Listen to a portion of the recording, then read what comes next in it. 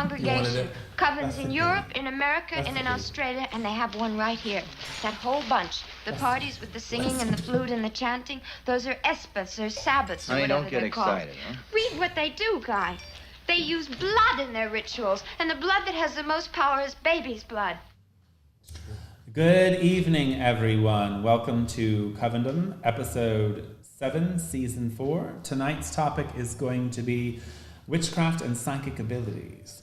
I wasn't really sure how I felt about the topic, but I think we're going to have a lot of fun with it, and we're going to learn a lot about what we all personally think on the subject and how they marry into traditions.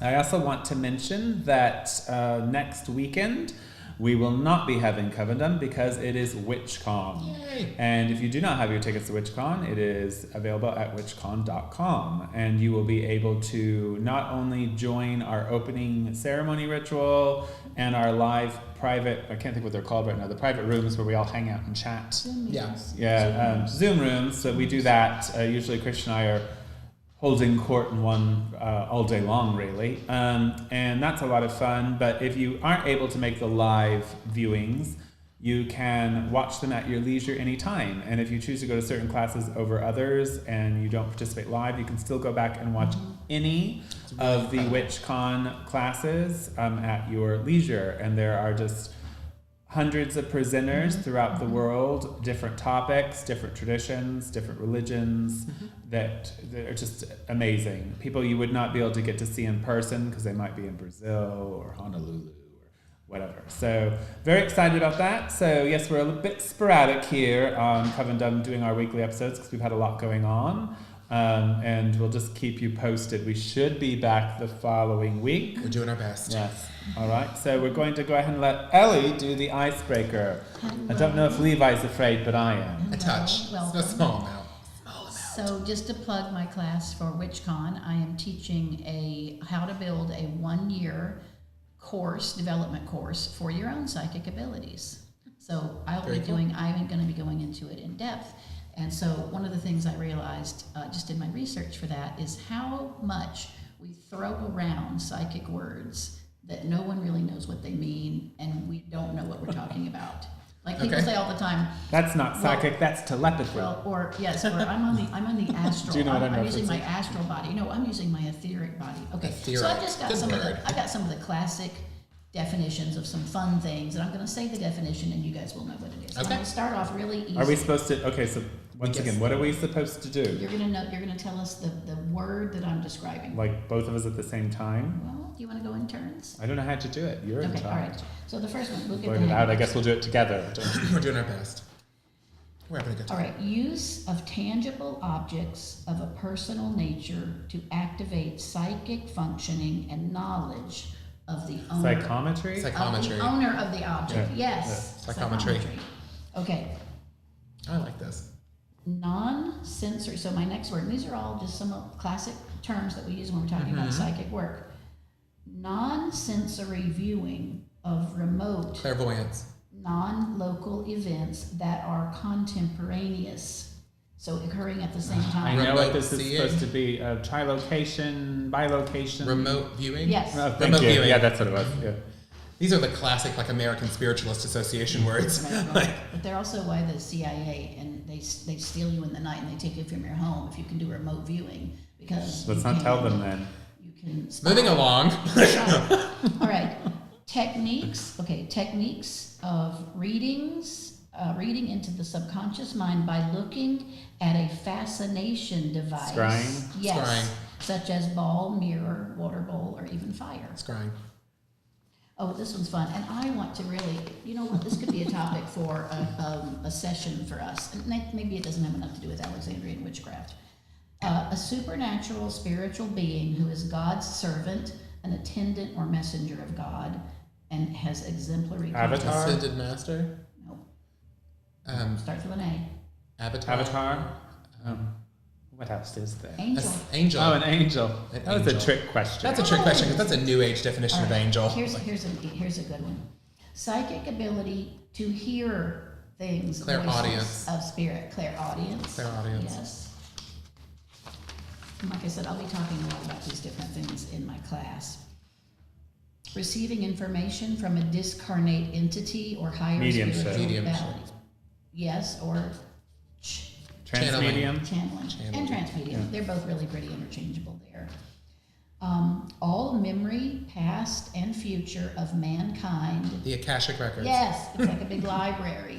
And I really I do believe that. in the Akashic I do Records. too. And The Akashic sometimes when Records. I I'm don't usually call them that because no one uses it Hindu. anymore. It's Hindu. Yeah.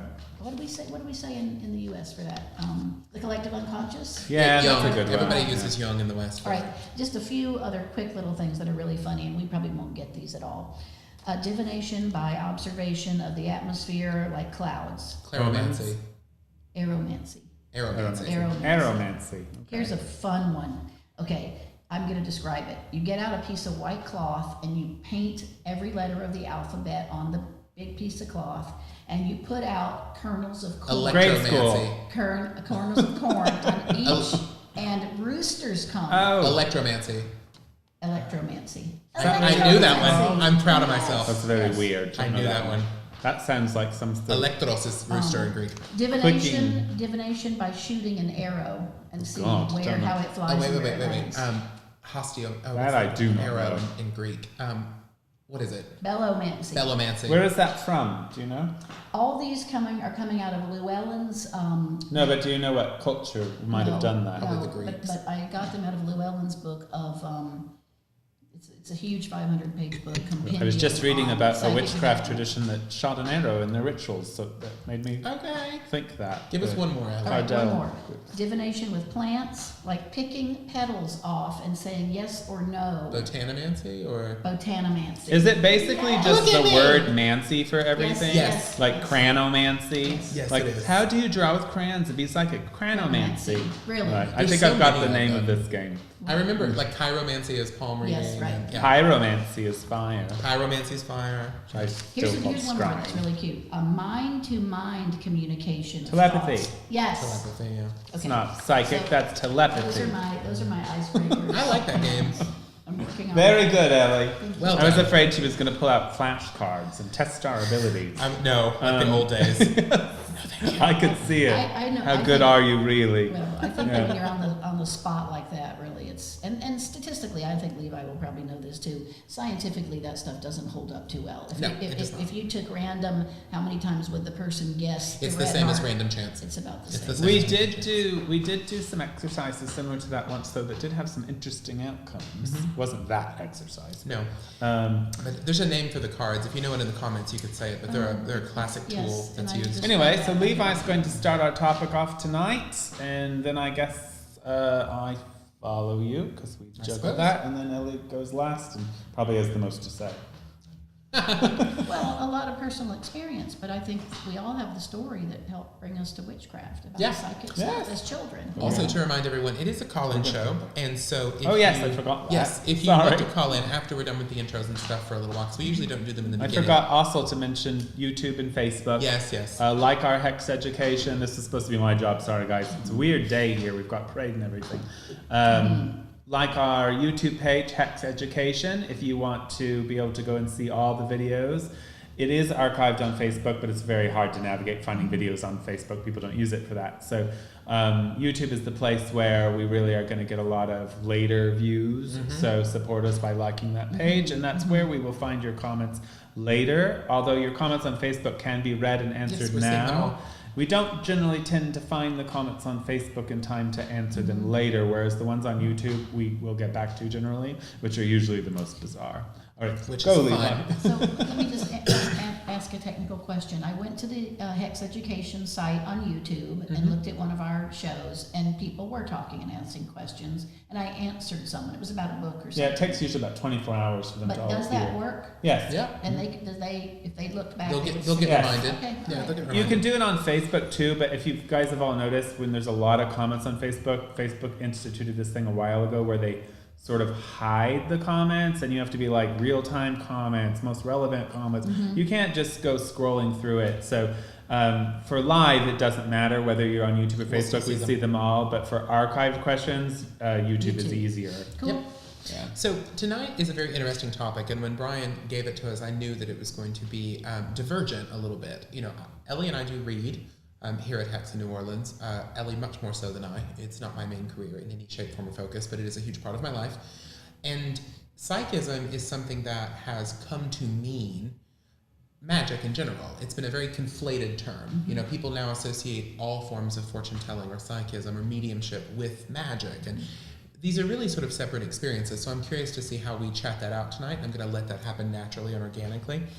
I will say I think I'm going to be the heretic tonight, which is funny because I'm usually the more rigid traditionalist. I'll be the judge of that. Yeah, Brian can judge whether or not I'm slipping into heresy.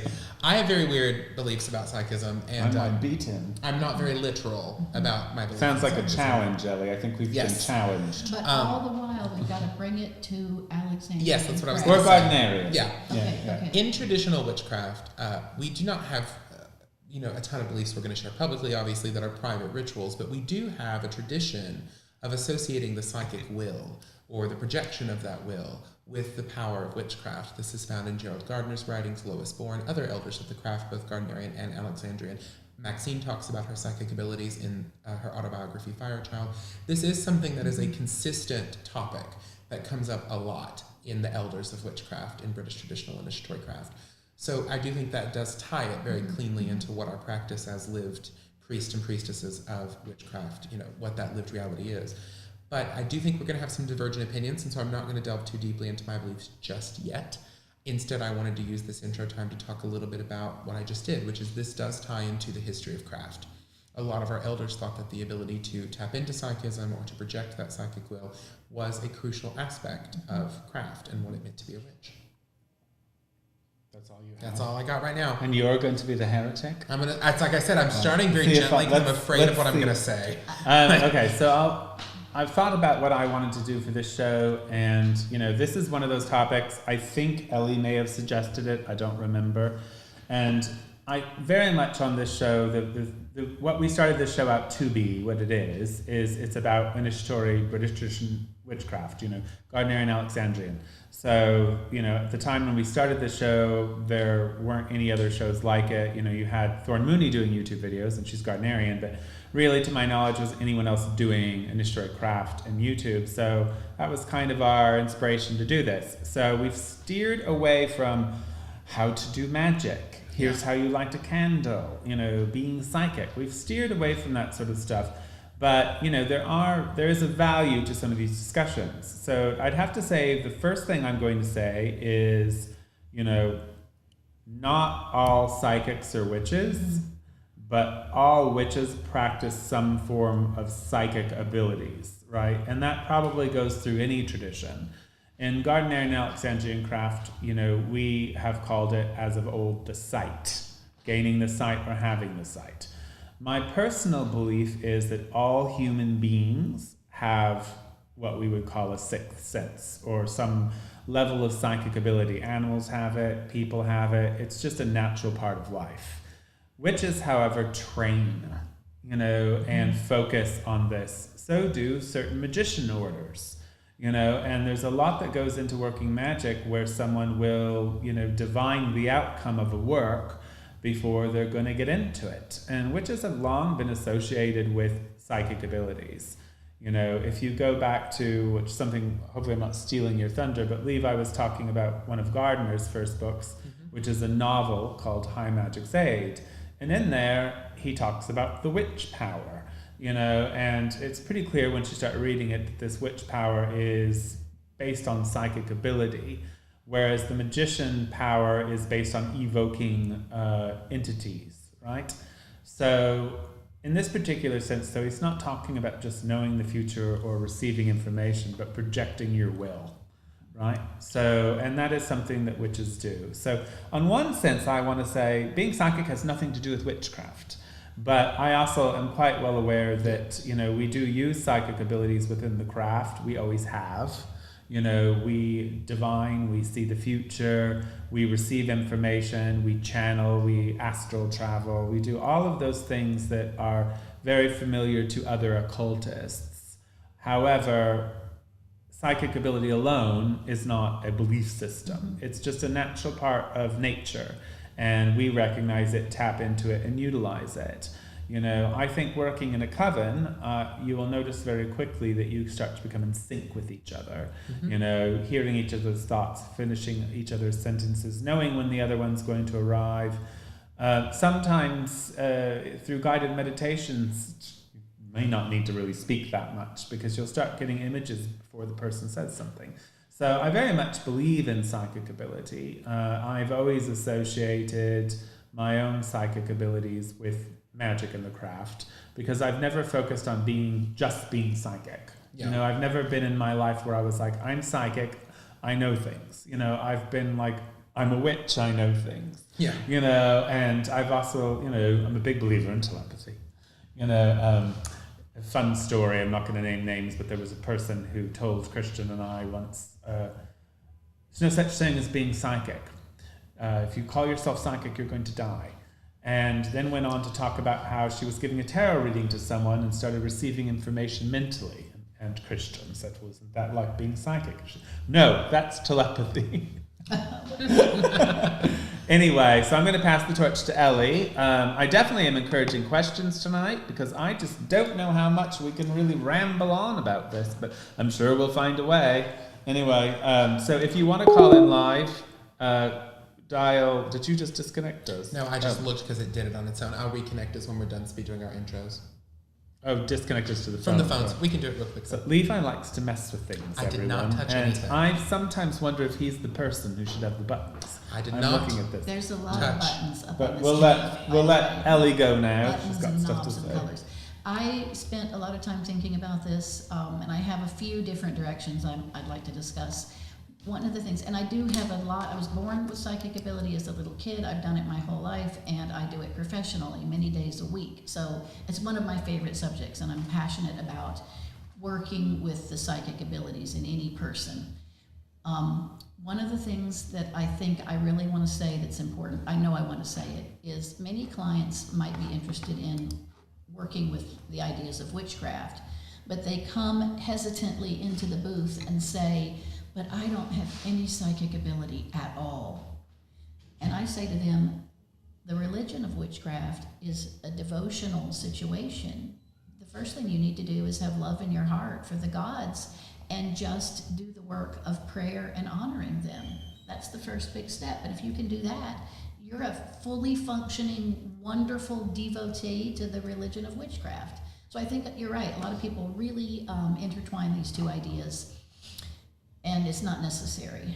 But I do think working in a magical tradition, and that includes witchcraft, if you don't have the ability to communicate with beings, perceive other You're shooting with a blindfold. Other dimensions of reality, you're going to be limited in what you can experience, because witchcraft is operating on a magical plane, a magical dimension, and we all go there. We transcend our bodies, and we go to do work together, and we are with the gods. So Sabbath. Sabbath. So it is a really wonderful way to get involved in developing your psychic ability and working with other people who are working on their psychic ability. But I just want to put people's mind at ease. If you don't consider yourself psychic at all, but you're still interested in the gods and witchcraft, participate. Can I say something on that, Elie? I don't want to interrupt your flow, but this is a very important point, actually, what Elie's talking about, which is historically the oracles were a huge part of Greek and Hellenistic culture. And the Romans had them, and the Egyptians too. The Egyptians had a deep oracle culture. Don't forget the Druids and their entrails. And the Druids, and it was and Rome with the augurs and the Horus. They probably all had entrails. They all had these systems. It was always religious. This was a concept. The word divination has the same root word as divine. The language of psychism that I hear a lot now is very secular. It's very that this is some sort of special power that's either genetic or neurological, but of course science has never been able to prove that, and usually the attempts to do it are wrought with problems, fraud, and issues and things like that. So I think it's important to make that distinction that Elie's making, which there is such a thing as like psychism from the point of view of spirituality, of faith, of devotion, of connection to something greater than the self. That is where a lot of my beliefs are going to lie in this conversation. I am not a big believer in certain things, and I'm going to be careful how I say it because I don't want to, make anybody feel bad. But like these people who have this desperate need to be special, right? And it's it's something that I was born with. It's like I often find that it's attached to a certain neuroticism or narcissism, that can be problematic. But what Elie's talking about, I think, is very wise, which is this concept of oracular psychism, right? That I opened myself up to the ecstasy of the divine and therefore have a larger view of things. There are some people that seem like they have a natural aptitude for it, but I think that some people, anyone can be trained in it. Anyone can open their minds. Some people, it's just like anything else. Some people, things come naturally to, and we could theorize that all day long, but it's obvious that for some people, math is easier than it is for others, right? Yes. Why? I don't know. And you can train your ability to push out your psychic powers out into the will and out into the world. Yeah, it's kind of like, here's how I explain it to clients sometimes and see if this resonates with either of you. Have you ever been in a group of friends and there's one person in the group who, regardless of what they identify as, religious, atheist, doesn't matter, they're just very perceptive. They always know who's going to break up, which relationship's going to last, when a conversation should be over. And then do you also have those friends in that circle who are oblivious?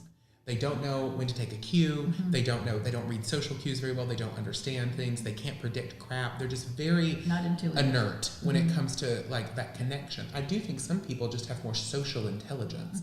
And I think that we read that a lot of psychism, and I think that's okay. I think a lot of people who are psychic are just incredibly perceptive. And in the end, why does it matter where it comes from? It just works. If it works, it works. And I think some people are born with or they developed through years and years, intense abilities of perception. Right. where you can read every little movement or what they're wearing or how they speak. It's nature. So I think it's, when we talk about the sixth sense, what is that? I think it's just like anything else. You can make it too mundane and you can make it too miraculous. Yeah. You've got to find your own happy medium. I mean, there are things that happen that are certainly outside of reading cues or what we could call cold reading.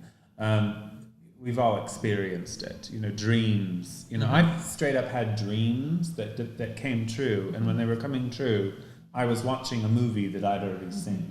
There's stuff like that happens that's obviously not just being perceptive, but then there are other things that you could say, well, there's a rational explanation for this. But consciousness is the key, really, isn't it? And I think there is a spectrum of, in witchcraft, we don't tend to separate the science from the miracles. So I think what Levi's saying is also okay, that perception, though, could still be a keen spiritual thing. Because I believe that. Reason why that person is able to know something. Sometimes it's hard to distinguish, though.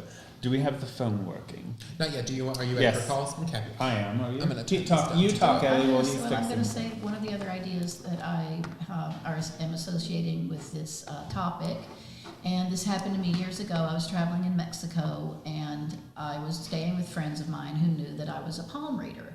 So in the daily happenings, we were meeting many local people that lived in San Miguel de Allende, and my friend said, "Oh, Elie's a palm reader." And so they immediately ran up to me in Spanish and put their hands out. And so, of course, I felt obligated to say something for them. And I wasn't just reading their palm. They were a couple, a man and a woman, and I was receiving some information about their children. And I said it to them. Are you okay over there, Levi? Yep. And so both of these darling little people, their eyes got huge in their head, and they stepped back from me and said, "Bruja," which is the female witch in Spanish. And they bowed to me, and they immediately walked away. And after that night, several other people that were local in the community had said, "Oh, Bruja." So we do in common. Elie loved it. But I did love it. But in common parlance, we often associate, if you have some sort of psychic tendencies, you're called a witch. In many cultures, absolutely. And so I think that's really that comes from superstition too. But a layer of extra that we're pulling off these days and helping people in the understand. Witch trials.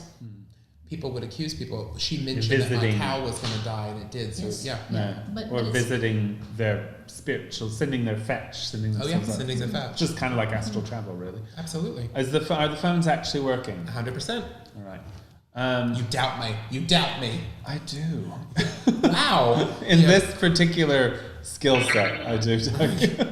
But I do think it's important that today we really look at psychic ability and witchcraft clearly and separately. They've been entangled for a long time. Well, I mean, you know, They are entangled, when we're but- going back to the past, right? Before the modern occult revival and the modern witchcraft revival, people did lump all this stuff together. right. If you were able to do Right. those things, you were doing magic. You're a sorcerer. You know, or and psychic ability is not really different than working magic, except for one thing: you're projecting it Yes. versus just receiving it. But it is being done with your will. You know, obviously we all know there's a lot more that goes into certain types of magic. But in the end, it is your psychic will and your psychic ability that's kind of at hand there. And that's, I think, what Gerald Gardner was referring to in his novel when he said the witch's power, because it goes on to talk about it. You know, and I don't know if he referenced that in his actual books. I think he does. But yeah, I mean, would have to- it's a thing. And you can read Alex's thoughts on it, what witches do. I mean, there's a lot of stories about astral travel and psychic abilities, and Alex was a trans medium before he was a witch. And there's Energy healing. Yeah, lots of things going on. So it's, you know, when we're saying witchcraft isn't being psychic, it's because witchcraft isn't, just like we're saying, witchcraft isn't just magic. Right. Witchcraft is tied into magic, and witchcraft is tied into psychic abilities. Like, there is a crossover there, so we understand that. But witchcraft has always had a religious connotation as well, whereas being just psychic does not have a religious connotation, and being just magical does not have a religious connotation necessarily. I would argue it used to. Yeah, yes, both. Yeah, both did. You know, in the ancient times, you know, people who were known for being oracles or being magical would have been priests or priestesses of some sort The of oracle at cult. Delphi was the Or priestess shaman. of Apollo, Yeah. and the So- oracle at Dodona. All magic comes from religion. I really do I believe love that. that. We all had psychic childhoods. We've talked about this. We all had occurrences that we would today describe Which as makes psychic. sense considering what we're drawn to. Yes. Oh, yeah. And that's what I want to say. I think for a lot of people, they first experience some sort of psychic phenomenon, seeing ghosts or visiting with a dead relative, predicting the future, reading the mind of their animal. Tell us each about your earliest psychic memories, and when did you see or learn to cause something to happen from the workings of your mind? Did you notice that? How old were you? Because to me, that really is the turning point that I have a drew couple. me to witchcraft. I don't know if you want to say psych. I was aware of the thing I vividly remember the most before I was exposed to religion. You know, when I was very young, my parents were Christian like they were American. We were not exposed to religion. I barely remember going to church as an early child. And we grew up in the country a lot. But I became aware of what we would call spirits and entities, human and non-human. I didn't know how to vocalize it. But that was probably my first awareness. I remember a house we lived into, and I felt the house was alive. And we had to move out of the house, and I spoke to the house, you know, and I said, you know, I'm going to miss you and we'll come back. But I wasn't talking to the house. Right. You know, and that house was actually known for being haunted. I had experiences like that, you know, and I had a keen awareness of other worlds. As far as something changing, I mean, there were definitely occurrences in my childhood, you know, that I don't want to speak specifically on what's coming to my mind now, but, you know, there definitely were things that I wanted to happen or knew was going to happen that did. So the projection of my will, I think, really started to become more evident in my early teens. You know, I don't remember that when I was young. Awareness of other forces and spirits and worlds was very young. Yeah. But I don't remember projecting my will. You know, I wouldn't have realized Well, I I was think doing too, it. from my early teens, and I began to realize things I wanted in the material world, Yeah. or certain friendships, relationships, or favors from my teachers or parents. And I remember having some precognition and then connecting the dots. And I was like, well, if I know what's going to happen in algebra class tomorrow, why can't I change what happens in algebra class tomorrow? And really, I was probably in like 8th or 9th grade when I started to experiment with, you know, I called it sending an energy ball out with my thoughts in it, like to a professor who was going to really love grading my test, and I got an A. And I would see that in my mind, you know, as one of those silly things I did. I won't go into all the other things I sent energy balls for. I can imagine. But I do remember we were in my teens. Me and my brother and a couple girlfriends were at their house, and we were playing witches, and they had their fire going, and we were chanting. We had a D&D book as our spell book. Beautiful. And we were chanting spells, and I was using this invocation from the movie Legend, where the goblin's like, higher, higher, burning fire, singing like a choir, or something like that. And I was saying this and doing this thing. Well, their house ended up having a chimney fire that day. And their mother was very Catholic, and we had the D&D books, so we weren't allowed to play with them for a while. That's the first, but that was in my... It's a precious story. Maybe pre-teens in that. And I can't say it was me, because there was a whole group of us gaggling about that. But yes, they had a chimney fire that day. Yeah. Levi had Who knows, though? Maybe we threw something in there. I don't know. Levi had an intensely psychic youth, and you've talked about it. I had a very religious youth, I would say. But also communicating with people who were passed on. And I had a small period of time. I'm not sure, everyone, if the phone works. It does, I promise. If you try calling and it doesn't, please tell me. It works, I promise. There was a whole episode where he kept the phone off and didn't tell me till I after. did it on purpose, I'll tell you later. You did tell me. Call us, we're excited to talk to you. I had a small period of my life where I was very involved in what would be considered traditional American spiritualism. Not a big fan anymore of that, to be perfectly honest with you.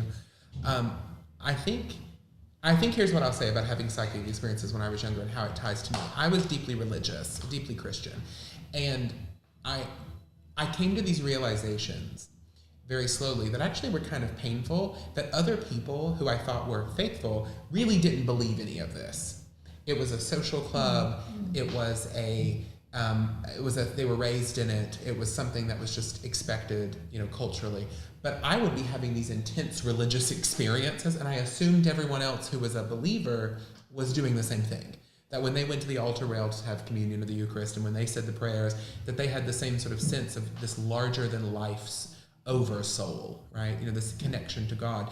And I slowly realized, and it actually led me to leave the church and be very materialist in the philosophical sense, very anti-religious for a small period of my life. None of them really did. Very few. Very, very few. And so it was like this shell shock of they're saying all of these things and they're doing all of this, but you don't actually believe it's possible to be transformed by grace or to speak to God or to feel the presence of the angels. Like, you don't actually believe it. And when I realized that like a couple of us did, it was a weird thing. Do you think I should get collagen in my upper lip? That's the question. Sort of create a poll in the comments. Feeling like... the answer is no. But go ahead in the comments. Let us know what you think about Brian's upper lip. I've never had any kind of collagen, but it feels like I'm just sort of... Do you think... I think it's because I have no makeup on today, guys. I feel like I'm just pastel or something. I don't... They have makeup on. I don't have makeup on. God bless you. Do you think, Levi, that because you are... We'll just go ahead and say, I would say this, that you are more attuned to your psychic abilities in youth. Sure. That it caused your religion to be a lot stronger? No. I don't know which came. I think that's a good question. It's a chicken or egg kind of thing. I don't think that. Here's the thing, guys, and this is where I'm talking about being a heretic. I have no truck, experience, or belief, to be perfectly honest with you, in the language of psychism that comes in the secular world. This idea that there's some special power, and everybody calls it the gift or what I was born with. These people are usually not, to be perfectly honest and a little brutal, doing that great in life, and so I'm always like, well, I guess the guy who became the CEO and the Fortune 500 Why is every healer a bloody cripple and every yes. magician lives in a flat? You know, I think yes, I do feel that sometimes from people who are so dead set on, I have this special. I'm going to be perfectly honest. It just comes off as spiritual narcissism. Well, that does happen. You know, maybe a little bit of a martyr's complex. It's a martyr complex too. Where you've been weighted down by this amazing gift. That's how so my least favorite thing, and I'm sure I'm going to hurt some feelings here because I'm going to go for the empaths. I'll go so right much. there with you. I mean, all I think an empath is somebody who relates to the world emotionally. Mm-hmm. And I believe that if you're psychic and you're extremely emotional, then perhaps that your emotions are going to be the language that you're speaking. But I also find that everyone who says that they're an empath, not everyone, but a lot of people who go that route, first of all, they do tend to have a propensity to be obese. And then on the other end, they have a propensity to be like very emotional. Oh.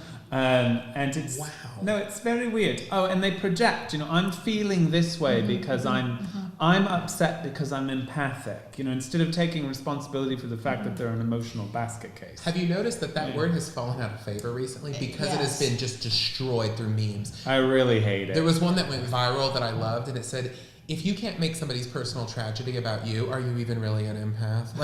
And it's like, and there's been so many memes about it that word has sort of been eviscerated. Good. And thank God. And now I'm not saying that I don't think, here's where I will counterbalance that. I do believe some people, because how you receive information, whether it's sound, sight, visual images, feelings, all of these things are ways that we can be communicated with by a myriad of things. I think for some people emotion is, and I have experienced emotional psychic reactions, and I believed them because I'm not particularly emotional. But I think we've all gone into a place that just we've all gone into places that don't feel good, or we've encountered an artifact that doesn't feel good. In that sense, or vice versa, things that feel really great, a holy place that feels very wonderful.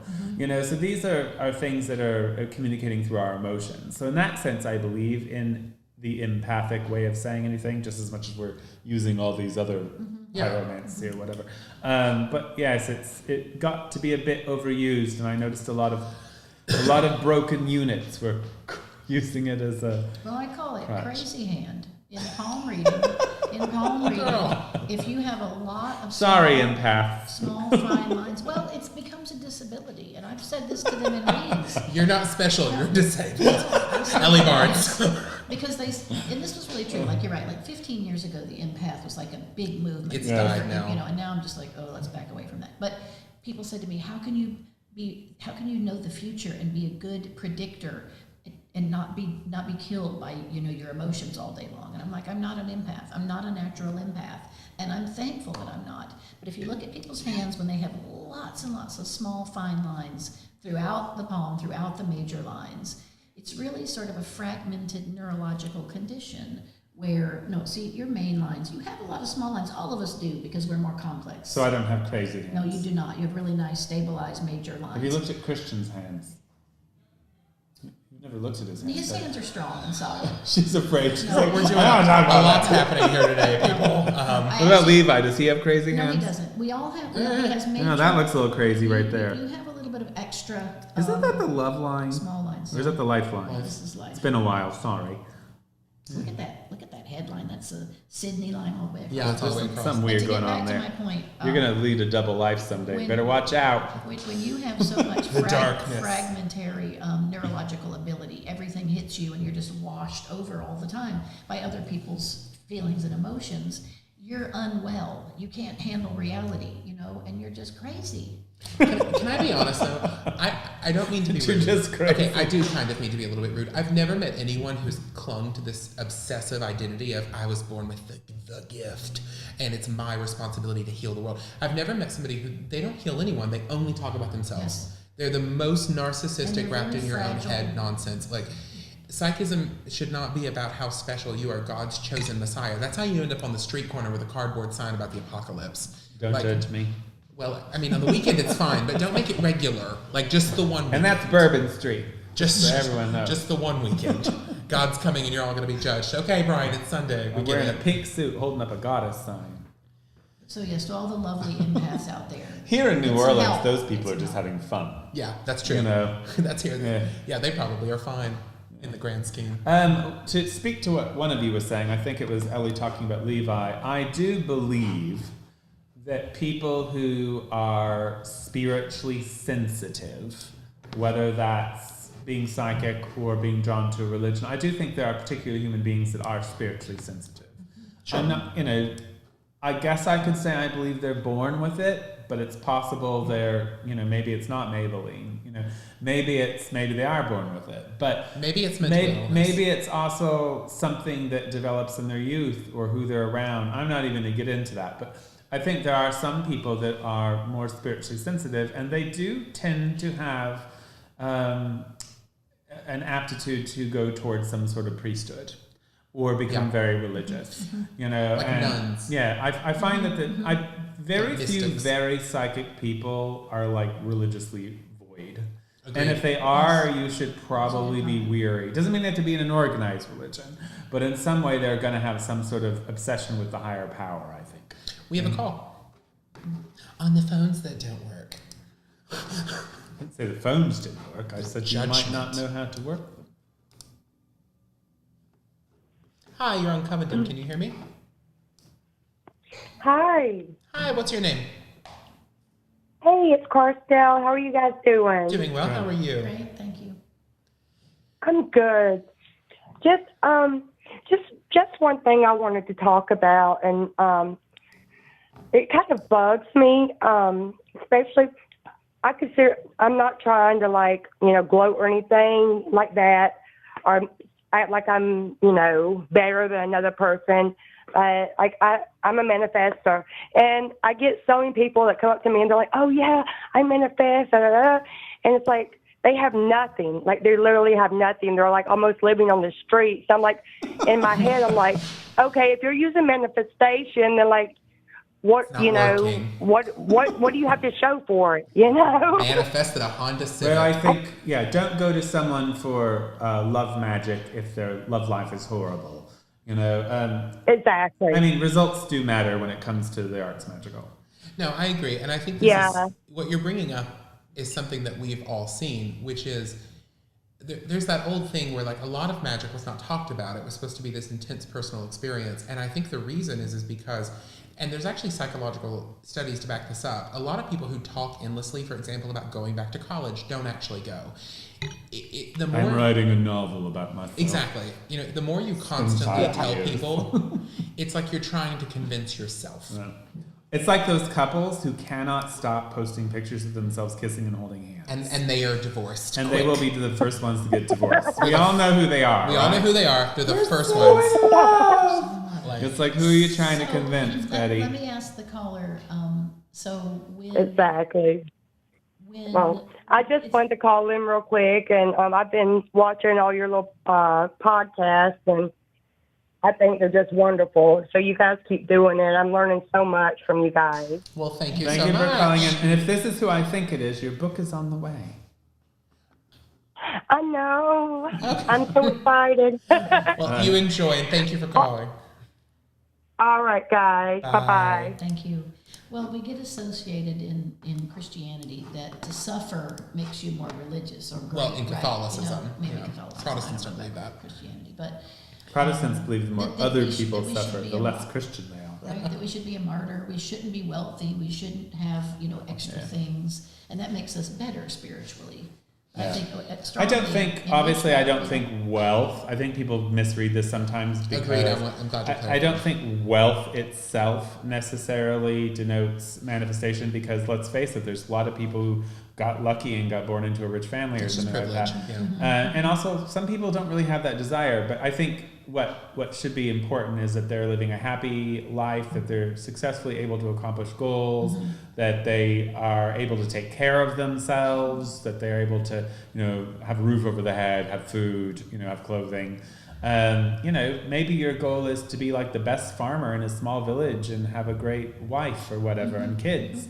That's absolutely a great manifestation. It's a beautiful But I know what she's talking about, and so do all we. Why is every healer, a Yorkshire woman once said this to me, and I never let it go. Why is every healer a bloody cripple and every magician lives in a flat? It means the same thing. It's like, yes, I've literally met people who are disabled, wearing sweatpants on a walker, who look like they haven't done their hair since 1992, who think they wield the powers of the universe. It's really easy It's like a coping mechanism. not believe them. But I think I really want to highlight, not to be redundant, but Yeah. what Brian is saying here is crucially important. no one is saying that you're not, because if it was just about wealth, then no witches are that successful in the grand scheme of things. The most successful people in the world are godless real estate brokers and hedge fund managers in New York City. Some of them might be witches. And Russian oligarchs. According to conspiracy theorists. Yes, but not really. The secular humanist wealthy world does not really care about religion the way it used to in most Western countries, at least. So I'm actually descended from Nancy Pelosi. Good for you. Wow. Not from, because she's not really. Not from, honey, because she's still alive. Conspiracy. Is she though? Is she though? You share. That's the power of the occult. But I think what we're saying is like, you have to, like, I judge someone, not judge, that's a harsh word, but I look at someone who says, I'm connected to spirit, or I'm psychic, or I'm a witch, and I say, are you actually connecting to life in a way that gives you a sense of power and beauty and freedom? Like, do you look at life and say, yes, I can lose things? You don't have a cold, do you? No. Okay. I don't lose my whole life if I lose something. I can deal with it. I can understand it. I can influence it. I can change things. I can adapt. It's almost like the way that we used to view religious philosophies like Stoicism and Neoplatonism. It was this idea of this is a way to live. It is not a burden that is randomly given to you through God or genetics, right? It's a process. And I agree. The proof is in the pudding. You look at a person's life who are psychic and enjoying their psychic abilities, or working in a religious practice. The whole being matters. You should be relatively physically well. You should have good friendships and good relationships. You should have your home environment the way you like it. You should be productive, have some ambitions and hobbies and things that you're working towards. And the world can look at you and say, that person's interesting. They're high functioning. Now, there is a history, though, I think it's okay to be skeptical of people based on what they are manifesting in their lives. I think it's very smart, actually. There is a history, though, of what I would call, and there is a place for this too, and this is going to be very niche, but I think it's important to say. There is a history of people who were perhaps what we would call nowadays neurodivergent, or mentally ill, or struggling in some way, who were seen as holy or psychic traditionally. This is a big thing in Rome, in Greece, in Egypt, in East Asia, in the Zen tradition, of this sort of what they would call crazy wisdom, or being so close to God. I think this is true of a lot of autism, maybe? In the modern world, it could be that, but I don't Can you be a dysfunctional whack job with some sort of psychic ability? Sure. Yes. And they used to be, but here's the thing, Sure. those people used to be productive in a way, and I know this sounds weird, but like, we had a place for them in religion, like in nuns, like mystic nuns who would cry 6 hours a day talking to God. They inspired thousands of people with their prayers. In a secular world, there's no place for you anymore. There's no crying in witchcraft. But do you see my point, though? Is like, there used to be a place for mania, the initiates God, we of don't the have mystery crying cult. priestesses. We've kind of lost that a little bit, and I think a lot of people feel a connection to God or psychism, and there's nowhere to go, so they just read as crazy. But in reality, they would have had a place in society and actually been honored or productive or wonderful in some way historically. Saint Teresa of Avila was probably not crazy, right? But she would be today. Would she have been the head of a convent and one of the greatest mystics who ever wrote in the Western world, or would she have been in the county mental health ward? Basically, Levi's saying if you're mentally ill, he thinks you might be holy. Kind of. Honestly, I'm going to just say that. Yeah, Disclaimer. Maybe a little. But you could also try getting a job as a psychic reader. That might give you a lot of real meaning. Honestly, witchcraft is like the only place you've got lately. If you're kind of weird, then get a job as a psychic reader and talk to the masses every day. Yeah, genius and madness. Yeah, it's a whole thing. It's a thing. I love it. So let's ask some questions of each other while we're waiting for more brave callers. Elie, what was your very first psychic experience that you remember? Well, before kindergarten, which I started at age 4, because I started first grade at age 5, I had visitations in my bedroom of people and animals and beings that I wouldn't be able to describe exactly whether they were angelic or demonic or what. As a little tiny kid, I was just terrified of all of it.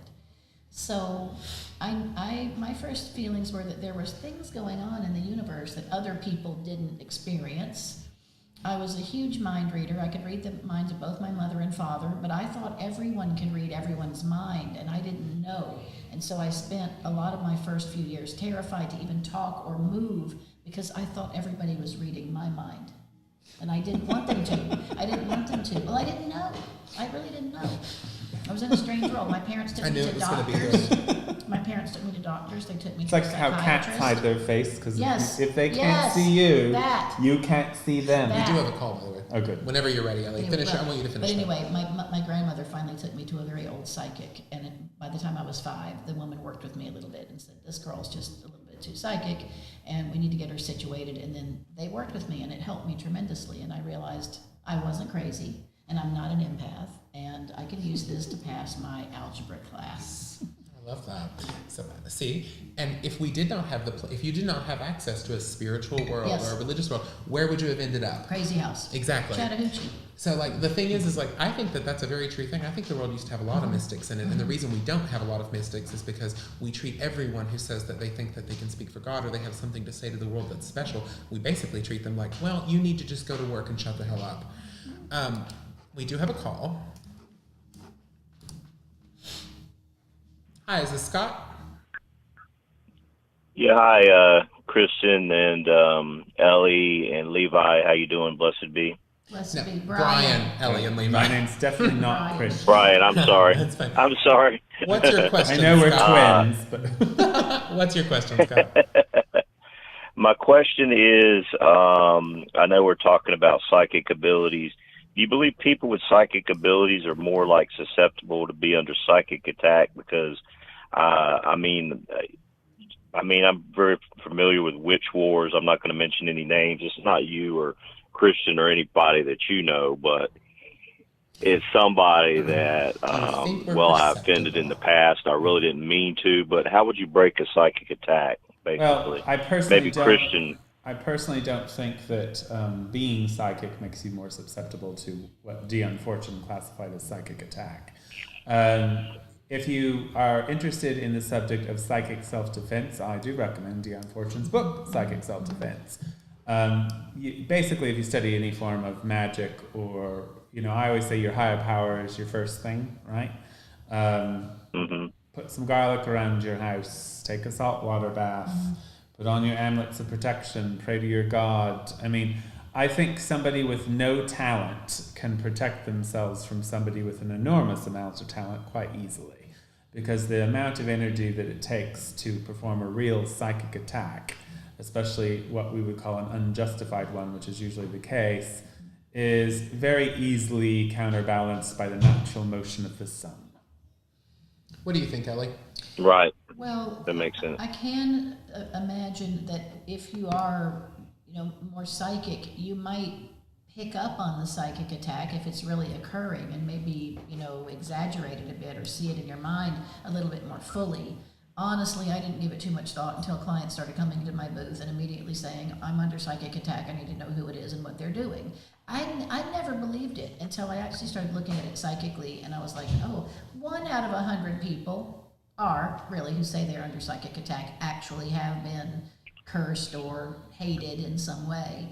But I think it's pretty exaggerated, but it is possible that if you're psychic, you would pick up on it a little bit quicker. When we're all dealing with negative thoughts in the world, so I think it's a good idea to clean house occasionally, to keep your wards up, but honestly it can be done with very minimal effort, because the exorbitant amount of effort and negative attention that it requires usually it results in the person just creating their own psychic cyclone that, we call it, bad karma and things like that. But even if you don't believe in those sort of spiritual things, the amount of negativity that you have to produce, from yourself to do a psychic attack consciously is easily rebound, So I just say, go to your higher power, clean your house, buy some flowers, put them on a table, live your best life. That person or those people who are thinking those negative things,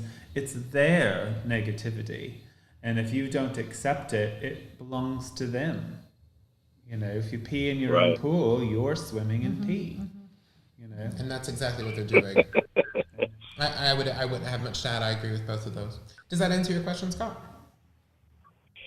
Yes, thank you very much. And blessed be. And Thank you for I calling. did have one person who was if I can bring this up, he was I thought he was a good friend of mine. He was an interesting guy, well read, but he was a Luciferian. And when I invited him into my circle, I had some bad luck. And I'm thinking like, well, keep him at arm's distance for now on. But I mean, it's not that I don't like them or I don't like appreciate what they're doing. It's just this one guy in particular. He just had too much dark energy, and I guess you don't want to use the word empath, but I am sensitive to that type of stuff. Well, you know what they say, you don't. lie down with dogs, you get up with fleas. Yeah, go with vibes. I mean, we all have known when someone's a bit skeezy and we don't want to be around them. I don't think it has to be codified in any intense way, but you can legitimately say, I just don't want to be around this person, and nobody can make you, right? So we are not called to accept everyone into the circle, God forbid. Right, and we don't get along with everyone's personality, and we often don't get along with everyone's energy. It's not a blame situation or a guilt situation. You can't force it. I don't dig this person. They're not good for me. So even if they're cute.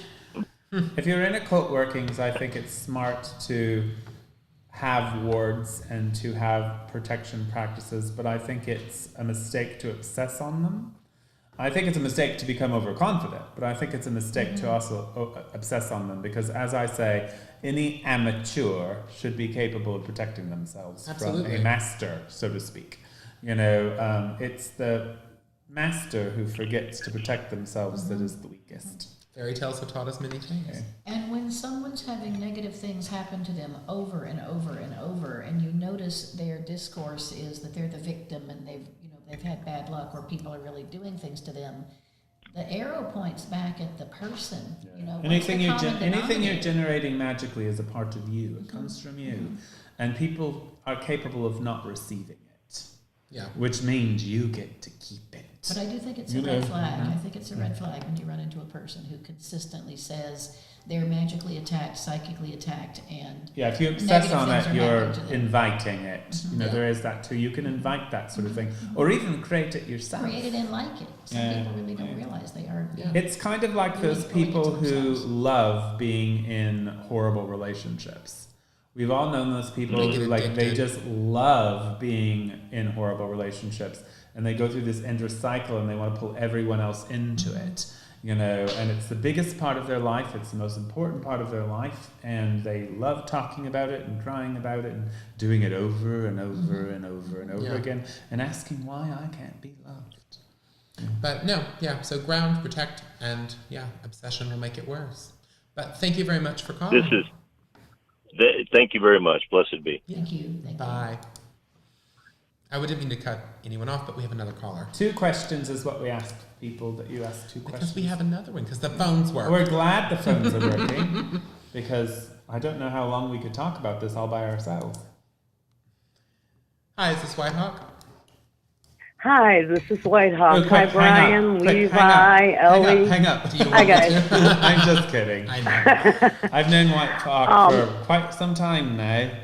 Always through the medium of radio shows of some kind. Which is magical in its own way. Well, I don't get a chance to talk to you on the phone because you're always so busy. But anyway, you don't have my phone number. I'm teasing, but anyway, go. As a former teacher and doctor, I noticed a few things with certain abilities.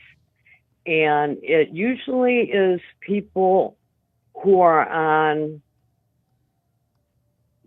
probably middle to higher functioning autism seem to be gifted in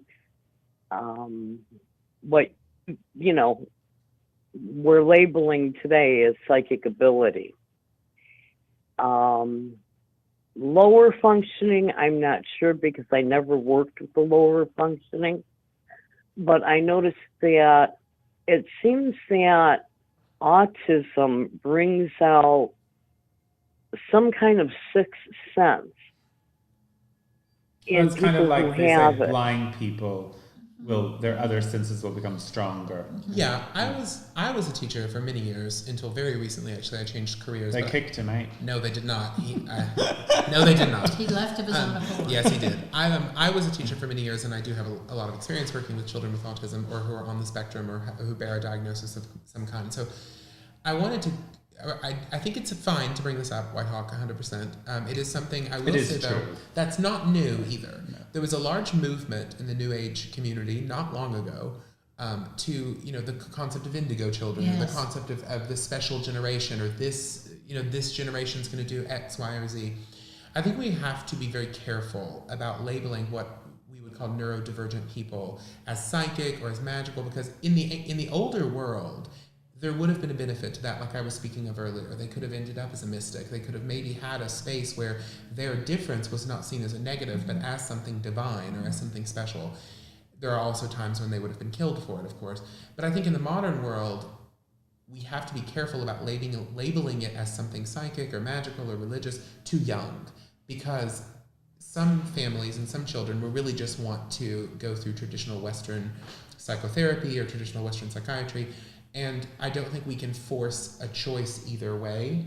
What are you talking about? On children. Like, for example, telling a child... I know what you're talking about, but what are you talking about? It happens a lot, actually, because I've taught these kids. You've met people who think they're holy creatures. Who think their children are special, and so special that they're touched by God, and who won't get them treatment because of that. Oh, I see. And I do think that is something we have to be very careful about, where they'll be like, I'm not taking my kid to a psych, they're just touched. They're special, they're an indigo child. Well... There's people who do this. Yes. So just be careful with that. Does that make sense, White Hawk? All right. Question. Well, I don't teach anymore. I'm retired, thank God. But another question comes with children who have Down syndrome. I have never met anybody like a Down syndrome My goal in life is to have child. a personal assistant who has Down syndrome. I think they are some of the best people. They're so good. They're absolutely amazing. Only ones who can really field me from the world. Agreed. Like the one on Coach. I want, Glee, the one the Coach has. Yeah. I want one just like that. I mean, I just find them very loving and forgiving. Christian and wants a midget. A part of divine that I cannot get to. I totally see your point. I totally see your point. I just think, I 100% don't think there's anything wrong with thinking that there's something spiritual or special about people who are divergent in some way from, what has been considered normal by psychiatry or genetics.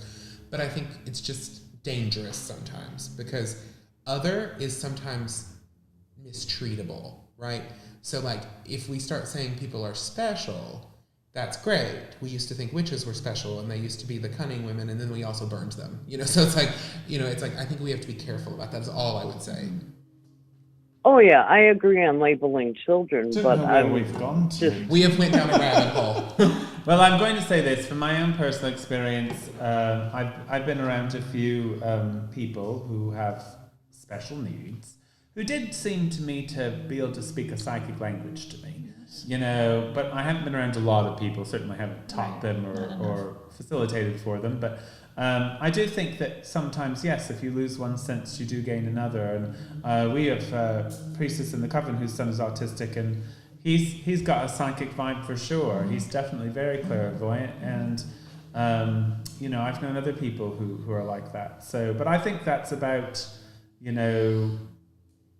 you lose an ability and other abilities become stronger. If you lose a dog loses a leg, one of its legs becomes stronger to compensate. I think that's just natural steel, really. That must be me. But I also the subject of psychic abilities and witchcraft, do you have a question, White Hawk?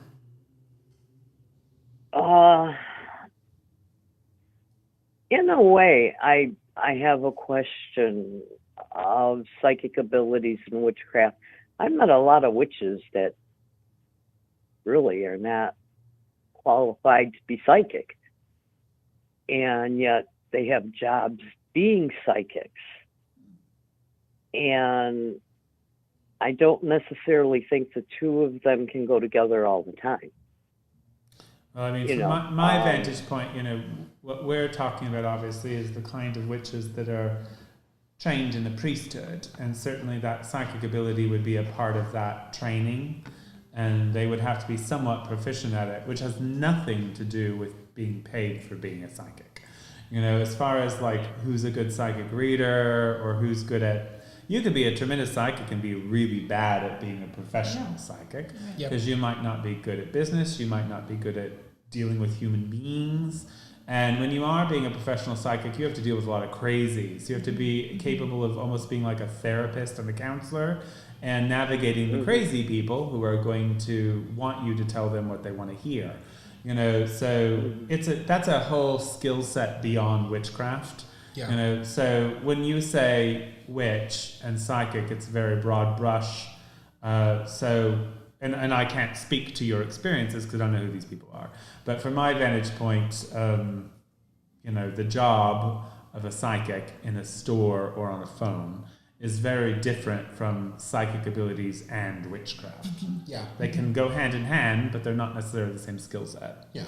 Does that answer it, Whitehawk? Yeah, it does. Do you guys think that being psychic can be a trained skill? Yes, I think you can train in it. You can practice at it, yes. Huh. Okay, thank you, and have a great Lent, at least the parties. Well, the reason why I think that, just to categorize that, is I think all human beings and animals are psychic. And I think if you practice it, or if you're given techniques to practice it by somebody who knows what they're doing, you can become better at it. You can open yourself up to it even. Yeah. You know, but I do think some people have a natural aptitude. But that's a whole sort of... You said math or violin. Yeah, I mean, I think so. I'm not going to go into why. I'm not saying it's genetic necessarily, but for some reason, some people are just naturally better at certain things. Yeah. But anyone can draw. Anyone could stroke a violin. It doesn't mean they'll be Da Vinci, but... Anyone could train to learn the violin. Yeah. But thank you for calling Whitehawk, and thank you for the carnival blessing, and we will see you later. That's right. Happy Mardi Gras. Have a good one. Bye. Bye-bye. I do want to address something that's going on in the comments. What's wrong with the word midgets? It's considered offensive by the people who actually are. So what's the new acceptable term? Not that week? new. Little people. Little people. It's been around forever. Little people sounds worse. To us, they get to choose. Little people. They get to choose. I do want to address something. I bet you that no midgets are mad right now. I bet you they are. I remember when they were called dwarves. I do want to address something because it actually is something that matters to me deeply. Singing Goat Tarot brought up... There's no little people watching this neurodivergence is not a special gift, right? I agree with you. Sorry, I'm trying to make the show unboring. This one matters to me, so I'm going to do it anyway. I agree. And I think there is a very weird culture sometimes of trying to view mental illness or neurodivergence in terms of the spectrum as some sort of special challenge or special gift or whatever. It's terrible verbiage, right? It's just a thing that happens in humanity, like anything else. I'm going to be vulnerable for a second on Covendom and say, like, I have OCD, like, legitimately. Not I think I do, or I like to organize the pins on my desk. I legitimately have OCD. Now, I could take that diagnosis and say, so this means that I have to take this sort of thing or do this sort of therapy or whatever. Or I can, because it is my right, as it is anyone's right, to think of it in more spiritual terms, right? I do think that a lot of people who are drawn to religion, to singing Goat Tarot, just Christian thinks I have OCD, I don't. You might. I do think a lot of people who are drawn to religion, I mean, there's an entire subcategory of OCD in the DSM that is about religion. It's called religious OCD. It is a thing that exists. Look it up. And that's not me making anything up. It's in the damn DSM. I think that it is important to realize that what I said about Elie earlier was not really meant as a joke. If you did not have a spiritual world to go to with those experiences or a language in which to express you could have been thrown into... You could have been thrown in a war. They may have made you mentally ill. I'm thankful every day for my family and not it's a powerful framework into the wrong direction. This idea that I believe in God and I believe in magic and I believe in craft, very powerful. Some weird small way, even though I didn't grow up in a spiritualist home, there was enough open-mindedness in my home to where psychic ability was not seen as evil. Right. And it wasn't intellectualized in my family, but my mother's mother was reportedly psychic and read playing cards every day. Mm-hmm. And my father, I guess, just sort of believed in that sort of thing. So it was always talked about in a non-religious term. Right. Yeah. Right. It was just, these things are real. Spirits were real. Like, my parents believed in spirits. We had activities and things like that, but it was never put into a religious context. you know, and it wasn't until my father became like crazy saved when I was about 13 that sort of thing even reared its head in my life, you know, and then it was like cool in a way at first because it was like, oh, we're gonna have a conversation about God. I'm curious about God, you know. So you know that's that. But yes, and then of course the hour of man dawns, right? But see, I think it's important to remember that like there's a lot of people, and I'm very pro Western medicine. I know not all witches are, but I'm very pro Western medicine. Pro Western. Big medicine. fan, and I'm also pro psychiatry. Me too. And pro all of that, pro therapy, pro all of it. I tell my clients all the time as reader, you should go to therapy. Here's what I'll say though. Any healer should send you to a medical doctor. Yeah. But I will say one thing. Sometimes the secular world can be very brutal to you if you are a little divergent, like Elie's explaining. I have a question for the two of you. Sorry to interrupt, but I'll that was it. So, since you are both professional readers, I was at one point in time. Have you ever suggested to any of your clients to seek therapy? Frequently. Probably every day I work. And physical wellness checkups, because I think they've really got something like low iron or low testosterone. And it's really great if you're in therapy too, because then you can be like, you know, hey, I'm in therapy. You know, I do like the idea that a lot of occultists have come forward these days and suggested therapy as a beneficial thing. I actually ran away from therapy for a very long time because I'm a normal person and I go drink with my friends and that's how I deal with my problems. But since I got kind of coattailed into doing it, I have found some benefit from it. You know, I actually had therapy yesterday, online therapy like once a month, and I really didn't want to do it. The last thing I wanted to do, my Virgo was rising. I did not want to talk about my problems or feelings or to a person. But once I did it, it was good. And I think it was Levi that actually said that possibly the benefit of therapy is just the process of doing it, you know, whether or not there's a skill set. So, yeah, I mean, all these things I think we should probably relatively do, you know. And psychic ability is like that perceptive skill that comes into the very first form of counseling. And priesthood were the first counselors. You know, they were the first people who advise you and comfort you, you know, give you some divination, tell you how your life was going, and try to give you a means to make it better. You know, whether that was a spell or sacrificing to the gods or whatever. Yeah, and it's funny because one of the things that frustrates me, because I said all that about being pro Western medicine and pro psychiatry because I don't want to sound like I'm knocking it. But I will say, there's one thing that irritates me. You're just being a bit too intellectual for me tonight. Just a touch. Yeah, he's like, and just now. a touch. There's something that does irritate me. I feel like you're leading the brigade you're normally against. What's that? The secular people. I'm not secular. I'm deeply religious. No, I know you're deeply religious, but tonight you seem a bit more secular in your approach to certain things. For one reason. I know you've got a reason. And it's very important. It's because I'm just used to you being like, the goddess doesn't like you. It's true. I am like that. I am very much like the Great Mother is here to devour all, and she's the only pathway to salvation. So, no, it's not bad, but you're taking a different... We do wear different hats on the reason I'm doing it tonight is because of the topic, because so many people I know who are obsessed, and I'm going to use that word not lightly. You're going off your experiences. And I think we've all experienced this. People who cannot let go of like, it's all the visions happening. It does veer into illness sometimes. Well... You know, we've all experienced people who, you know, don't read the social cue, that when they're telling you something, you're looking at them like this. Mm-hmm. You know, and they're saying all this stuff, and you're like, and they don't know. Yeah. You know, I'll go back to what we've said on all of our shows. Your personal experiences, nobody is obliged to recognize your personal experiences. No. It's kind of like self-initiation. We're not saying that people don't go through some sort of spiritual transformations on their own, but nobody is obliged to recognize that. You know, if Hecate descended into your room and had a whole conversation with you, nobody is obliged to believe you. And most people won't.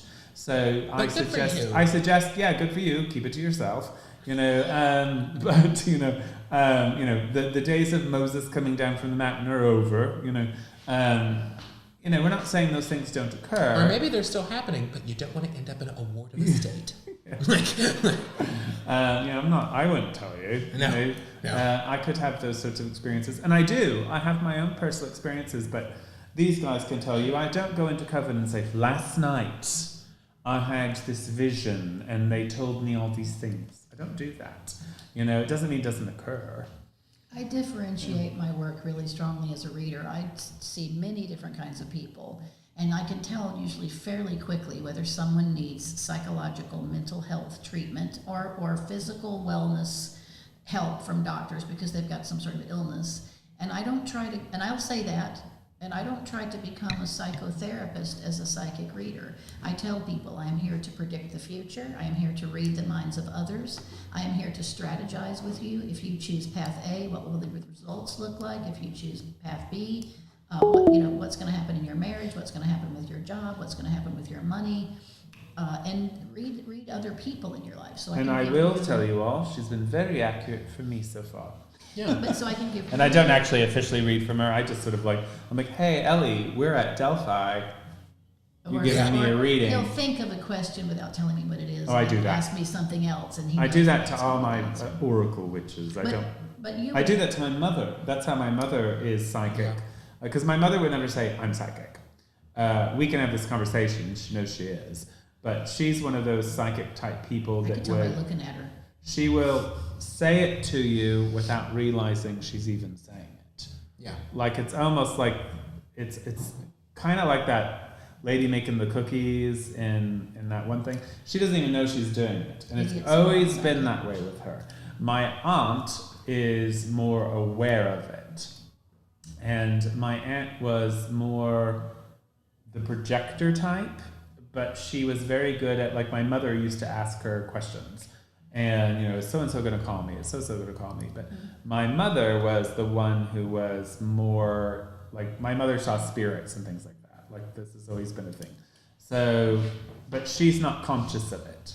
I fall somewhere in the middle, really, between the two of them. Yeah. But my mother's not conscious of her psychic stuff. I think it's just so natural, and she's never thought about it. See, that's a total thing that I think happens, is people who just have a natural affinity for certain things. Right. Yeah. The people who I know I'm falling into that thing, but that's my experience. But it does happen. My mother is not particularly religious. It does happen. She's like, well, I believe in a higher power, and she identifies like kind of Christian, right? There's no problem with witchcraft. She loves the fact that I'm a witch and has always been supportive of it. She believes in all the things. Yeah. But she just isn't really a particularly religious person. She's not a priestess. She doesn't want to be a priestess. She doesn't have that kind of thought in her head. She wanted to be a mother. My parents aren't either. Not religious. Yeah. I wasn't raised in a religious way. I did a really cute thing. I still want to bring it up. I wrote down what would people in the common world think that witches did that was psychic things in the 1500s, and then what would they think that what witches did that were psychic things in 1970? Well, in the 1500s, it was certainly flying into your night and molesting you while you were in bed and stealing your male juices, which is something I do now. How about Brian is sending out the facts. I am certainly coming for your male rag. Find lost objects. Yep. Find lost objects. Yep. All right. Curdle milk. Divine for water or ley lines. Yep. You might use the water rods or witchers. something like that. Definitely predict health problems. I think people that People went to them. Yeah. Healers. Talk to dead people. Big thing. Yes. I try really hard never to do that. Communicate with animals and plants. Yep. Make the crops grow. I'm still thinking about, we were talking about. I don't have a choice with the animals because that's just a thing in my life. They talk to Brian. They talk to him. I used to, unfortunately in New Orleans, I don't really have the plant thing going on, but I used to have quite affinity for trees in my old neck of the woods. Aww.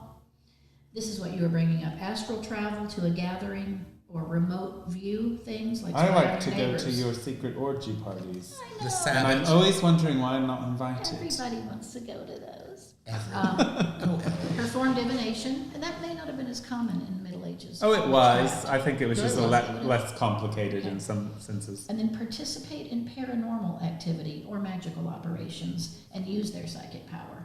That's where we got the idea that witches may be harming you from a distance. Worded it that way. Yeah. Okay, in the 1970s, English witches. What would people say were I don't know, I love that so much. What would people say are our psychic powers today?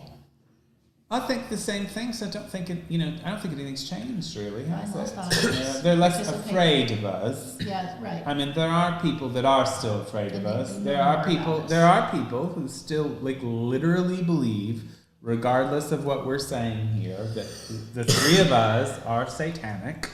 There are people who believe we're probably killing babies and drinking blood and doing all those sorts of things. Bring the little brats to die! This is very long. Is it the long one? Damn it. I think so. No. Oh, no, it's not. No, that's the other one I'm thinking. Well, I like saying those things every now and then. To shock somebody. Yes, no, I think it's just a simple fact that, we forget that there's people, there's a woman that was killed in, Saudi Arabia about 5-6 years ago for being a witch. Oh, there's been quite a few, unfortunately. Yeah, but this one was publicized very big. So yes, it's still going on, and there are people in America there are literally people in America who, if they had their way, they would come in here with their shotguns right now, pull us all out and kill us. They exist, so we think that it's not a real thing. So there are people who are still afraid of us, but for the most part, most people in Western civilization are not afraid of us anymore. They look at us as just another fringe spirituality, and they don't think much else about us really. We're probably kooky. This difference got crystals and sage. This difference you're asking though, Elie, about this 1970s versus the old days. I'll give you one that I think has changed. The church has died in a large way. We're largely confessors now.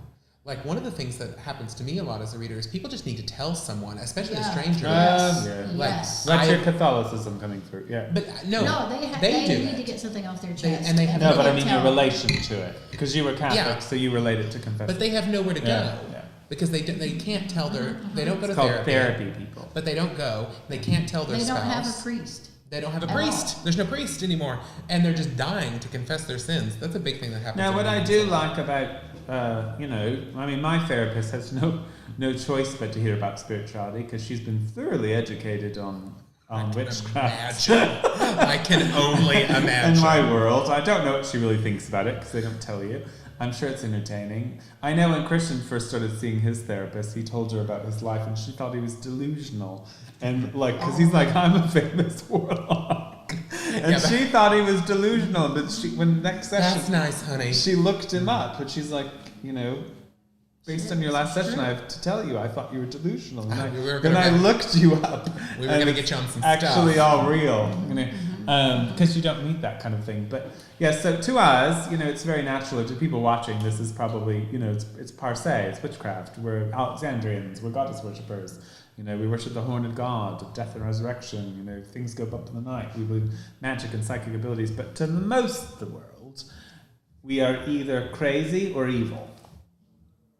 That's still going on. It can be both. So I think that the Western bubble we live in, okay, so I'm going to go on a tangent that has nothing to do with the show. I'm going to do it anyway. So I have increasingly found it amusing, and I get this from a lot of priesthood, Guardians and Alexandrians who are posting. They are absolutely catering to the leftist woke culture. And I'm not saying there's anything wrong with this. It's just so minute in the scheme of humanity. And I believe that that witchcraft, that the goddess and the priesthood have bigger fish to fry than how we're going to argue about these minute little details that only people, of a certain sphere of existence even think about. Where we need to be encouraging people who are, not having these opportunities, that this is a possibility. When I was 15 years old and I learned that witches worshipped a goddess, that was an epiphany to me. Yep. There are a lot of those 15-year-olds still out there today, who might be in an abusive situation or might be forced to be Christian, and to psychics, who are not therapists, you might be the thing they can afford. Yeah. You might be that $15 they can afford. They don't have health insurance. you know, and so I would embark that I think real witchcraft psychics are people who are going to go into it with ethics, and they're going to take care of you as best they can. Whereas some psychics are just doing it for money or just doing it for whatever the reason is, and they might take advantage of you. So just like anything else, I say, look at the credentials. If you're going to pay for a psychic, find out what they are, you know, because not every psychic is doing it because they care about you. But I do also challenge the psychics, that not you guys, obviously, but, you know, that, yeah, you might be the best thing to a counselor they have. I totally believe I agree with that too, Yeah. and I go to 100%. like that. But I don't try to confuse people and say if they need psychological No, I think we should help, still advise I say them. I think Yeah. you need to do that. But as strident as I sounded Sometimes earlier, you might be the best thing to I agree with I Brian. agree with Sometimes it is meaningful. I mean, the Right. amount of deep connections that have happened to your reading and people who've cried and had these transformative experiences, because it often catches them off guard because they are on vacation in New Orleans, usually. We do have regulars who live here and regulars who call I us had around some the world. real success stories But when yes, I was doing it. you get some very powerful moments where this was just the right time and the right moment, and you were the right person, and they just needed to hear it. I want to say one thing about that. Yeah, I have please do. a long-standing list of phone clients who call me regularly, and you'd think, well, why would you need to talk to a psychic regularly? 2 of those are psychiatrists, MDs, that I talk to monthly, and 1 is a Jungian analyst, and I talk to that person monthly. And I've asked them, why do you call me? And they said, well, we are the best therapists in the world, and we like your flavor, we like your look of things. We can tell you our emotions, we can tell you our dreams, we can tell you a magical thought that we had, and you're looking at this in a way and a perspective that we don't have access to. We can tell you all the psychological, psychiatric information about ourselves, but you're doing a different kind of interaction with us that is very valuable to us, and so we pay you instead of going to another kind of therapist. I don't mind that one bit. I could not agree with this more. What we're giving people as readers often is a language that has been stolen from them. That used to be normal. It used to be normal to think that something was going on and you were sad and maybe your mother's spirit could help you or your father's spirit. That used to be very normal, and it's been completely eradicated in a lot of culture. And we give them this special sacred language to be like, it's okay to talk this out and have this moment. 100%. And magical. I love that and to phraseology. allow for that the universe is it's permission. multidimensional. So, the universe is magical. I suppose what I was sort of getting at with this little bit of a moment here is that in the witchcraft priesthood, we use psychic abilities sometimes as an actual oracleship of healing for people both in and outside of the craft. Yep. You know, and that process has nothing to do with making money necessarily. You know, we don't mind if people make money off of like tarot readings and things like that because it's their time. It's not actually witchcraft. It's not actually religion. So no taboo on that. But it is a process where divination has been a form of sacred counseling within priesthoods for a millennium. You know, it's still going on today. And we do have, even in our own covens, people who are more talented at it than others. You know, or people who want to do it more than others. That's the case, maybe. No, 100%. Yeah. Some of it is also, it is time and place and experience. I mean, you're like Elie said, some people need that language. And I think psychism is sometimes being able to read what people need. Yes. Like, not lying to them, that's not what I'm talking about.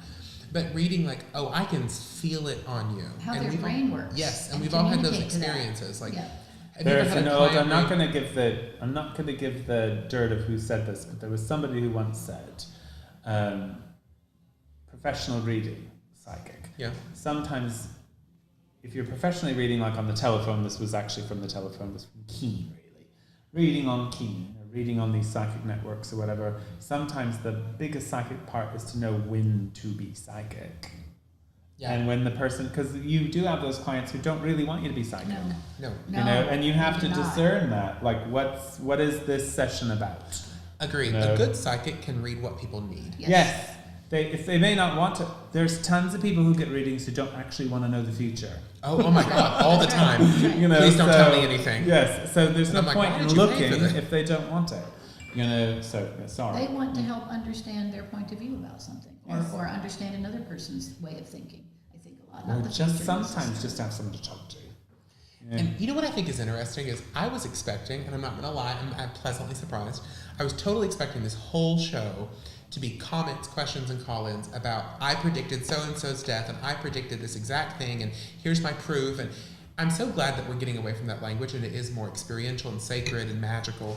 I like that so much better. Well, our audience here is probably quite used to us by now. Yeah. I just like that so much better. It's like Elie was talking about, you're giving them that language, right? I just don't like that. I like inherently it so much. think being psychic has anything to do with witchcraft. Right. However, I do think it has something to do with magic. Yeah. And magic and being psychic has, part of witchcraft is a magical religion. We always say it's a religion, it's not magic, but it is a magical religion. Magic is a part of our belief system, right? What can we say? What can you say specifically about British traditional witchcraft and psychic ability? We can say The Book of Shadows teaches psychic ability. We are taught some certain specific practices. The Book of Shadows teaches. And we've all gone through them. The Book of Shadows teaches that psychic, and I'm not going to give the specifics, but Right. the Book of Shadows, Gardner's Book of Shadows, the Book of Shadows, teaches that witches believe in psychic ability.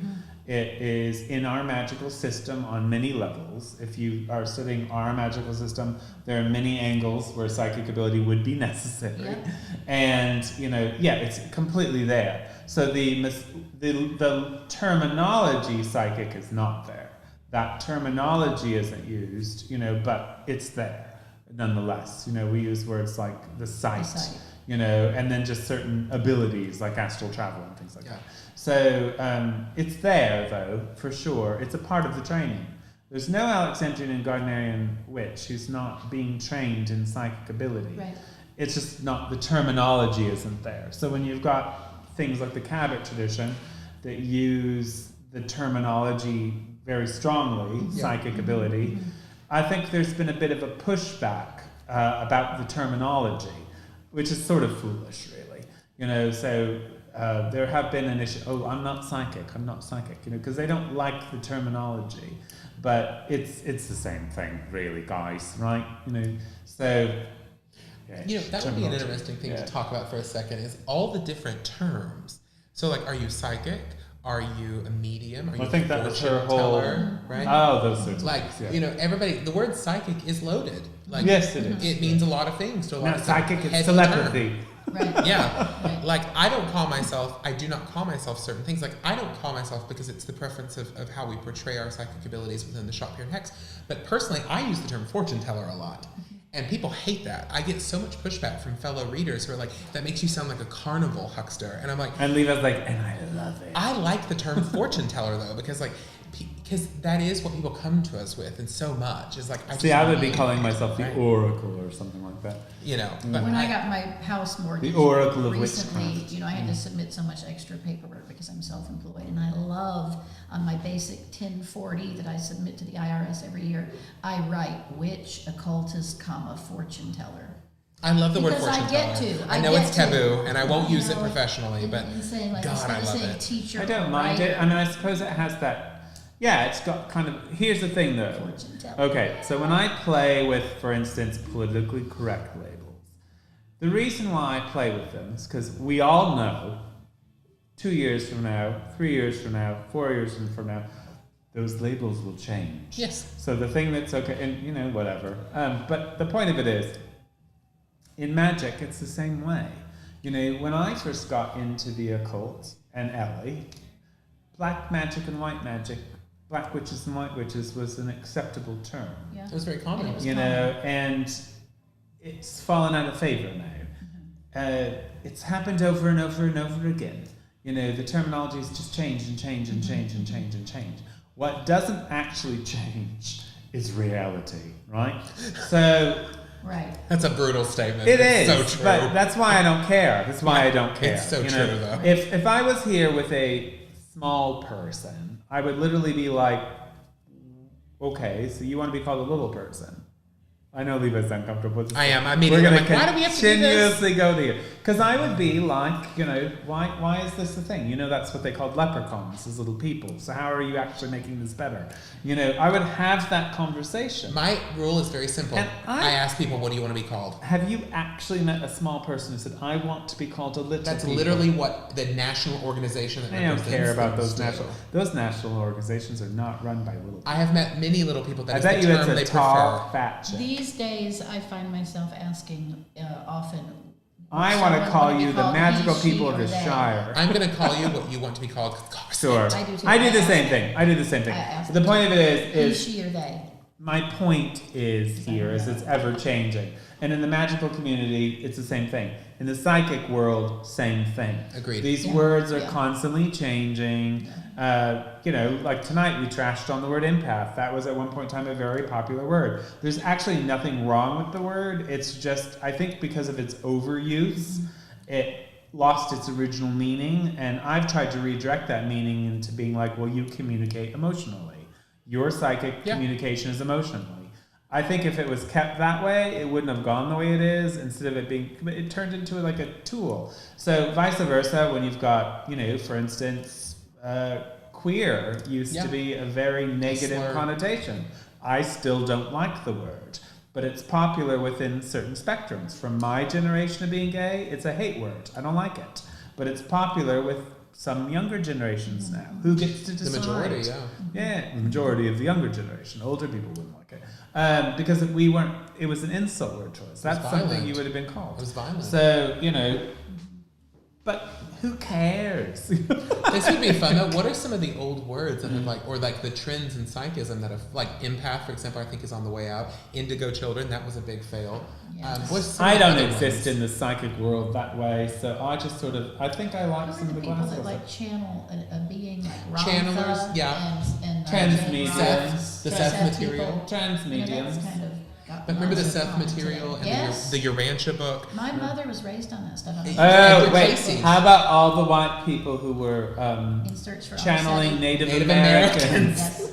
That was huge in spiritualism. Black Chief is talking to me. Black Chief tells me. Please look online. Stephanie Ware was a comedian on Mad TV, and she has a skit called Vera the Psychic Lady.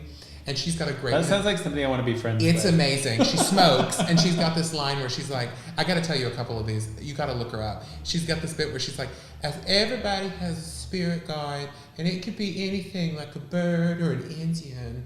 And it's amazing. And she has every line is genius. This is a joke, though, right? Yes. Okay. She has one where she asks this guy in the audience because it's an audience thing, and she's like, I'm getting your spirit is telling me you work with your hands. You're a carpenter. You work with your hands, and he's like, no, I'm a health inspector. Oh, you do that with your feet? You have to look it up. It's my favorite psychic skit ever. And she ends it with these little witticisms like, lives are like Starbucks. There's always another one around the corner. Reach for the stars, honey, because you ain't never going to be one. But look her up if you look like a good psychic joke. Do we have any calls? What time is it? The calls just got disconnected again. What's causing that? I'm going to ask Kaylin after. I think it's just timing. Call it in again. Do you want me to call it in again? Yes, we should always have. That's the whole point of the call-in thing. It just happened. No, I think there's an easier way to do this, Levi. I don't know how right now. Well, I do think in today's world we're more legitimized. Obviously, it shows by how busy our shop is. So Levi's doing gonna. readings. No, you don't have to be the one to do this. We could teach Elie how to do it. I'm doing it. That's good at it. He always wanted the buttons. When we did a call show, he's like, I want to do the call show. I want to answer the questions. I want to answer the phone. Blah, blah, blah. I want to be in control. I'm Levi. I'm like I don't even know. He's a Cancer. So what is your rising sign, Aries? Virgo, like you. Oh, God, that's what's wrong with us. Anyway, that's why you guys love us and hate us, because we're Virgo risings.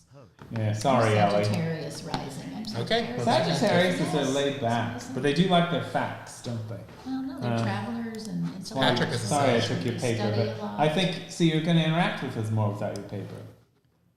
I didn't use my paper a whole lot. I just had some notes written Guess what? down. You can't use it now at I all. don't have it. I remember. Brian literally took it, which I love. Some people in the comments are bringing up like the channelers from the 80s and Ramtha and everything, and the Seth material. It was a big deal. I know. That's what was We've going still on got when I was some young. time for a couple calls. Call in, ask us a question. The number is 309 Goddess. We don't need all that. I don't think. Yes, we do. I don't think we do. You know, people miss the infomercials at 2 a.m, and I'm here to bring it back. I am a retro girl. I like retro witchcraft. I like retro goddesses. I like retro clothes. And I like retro psychic numbers. Miss Cleo is waiting for you. Take your call. At 3:09. God. I want to say something important about being a psychic and a witch as a professional reader. Many of my clients call me a lot for business questions and just life development things, but they more often than not are asking me, part 2 is a magical recommendation question. Elie, since you're able to... That's a smart reason to go. Well, yes, but if Ellie's doing magic on a regular basis and she's trained to do it and she's working with a group to get results in the physical world. And she's very successful. You should see her young lovers.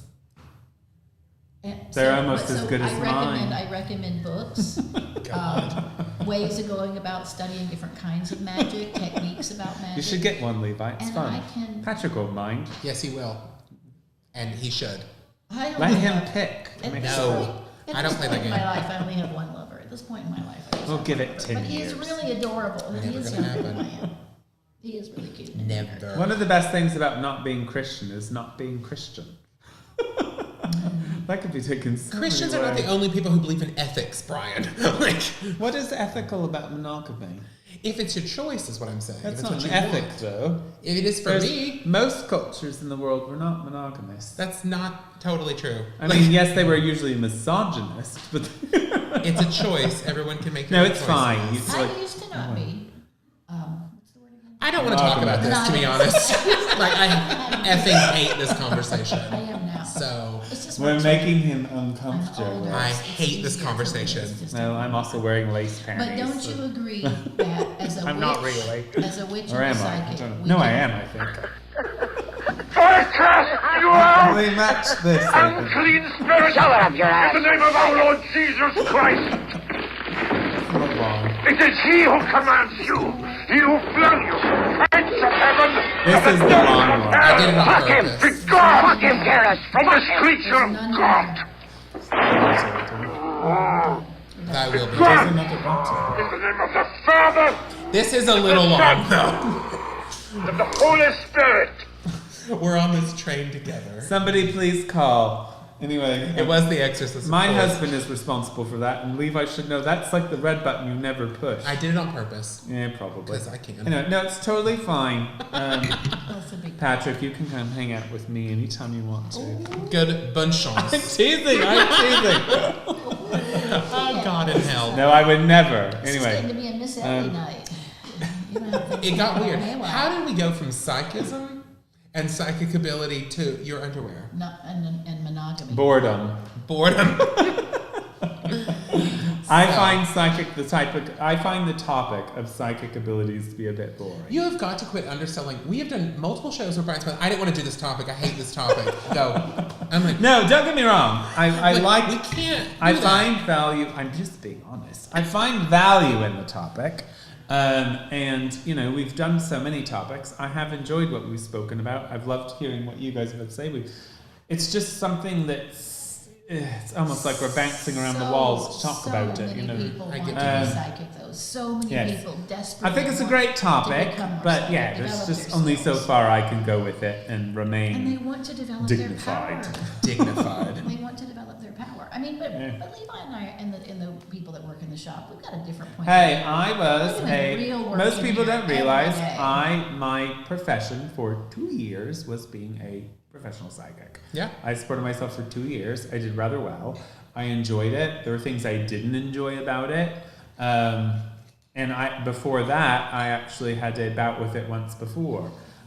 So I think it's a tremendously interesting field. But the topic of this show is psychic abilities within Alexandrian Gardnerian witchcraft, and there's only so much we can talk about that. Yeah. So, you know, we're not going to teach you how we train it. We're just basically going to say it exists. And then we're going to touch on the history of witchcraft. So the problem is the topic of psychic ability just can only exist in witchcraft for so long. And I've now become bored with it. So please call so I could be unbored. What Your other question. religions might focus on psychic ability? I think they all do. They just don't do it. Like even Christianity has prophets. Yep. Yes, okay. You know, and those are people, they're very strict about it, but they recognize that and they say it comes from God or the Holy Spirit, but they recognize there are people who are going to speak what's going to happen in the future. But we're going to say no to Islam, right? Unfortunately, No, they have prophets too. Yeah. But that's the thing. In the Judeo-Christian world, the ability to do that is very dangerous. Because you are either a prophet or a false prophet, or you're either a prophet or a witch. Their definition, the definition. You know, so if you're accepted as a prophet, you're good. But they do recognize the ability. No, they hated the prophets, though. And the thing about the prophets in Judaism and Christianity is they were despised in their own time. In their own times, yes. And they weren't there to predict the future. It's dangerous. As much as warn about, like, something's wrong with society.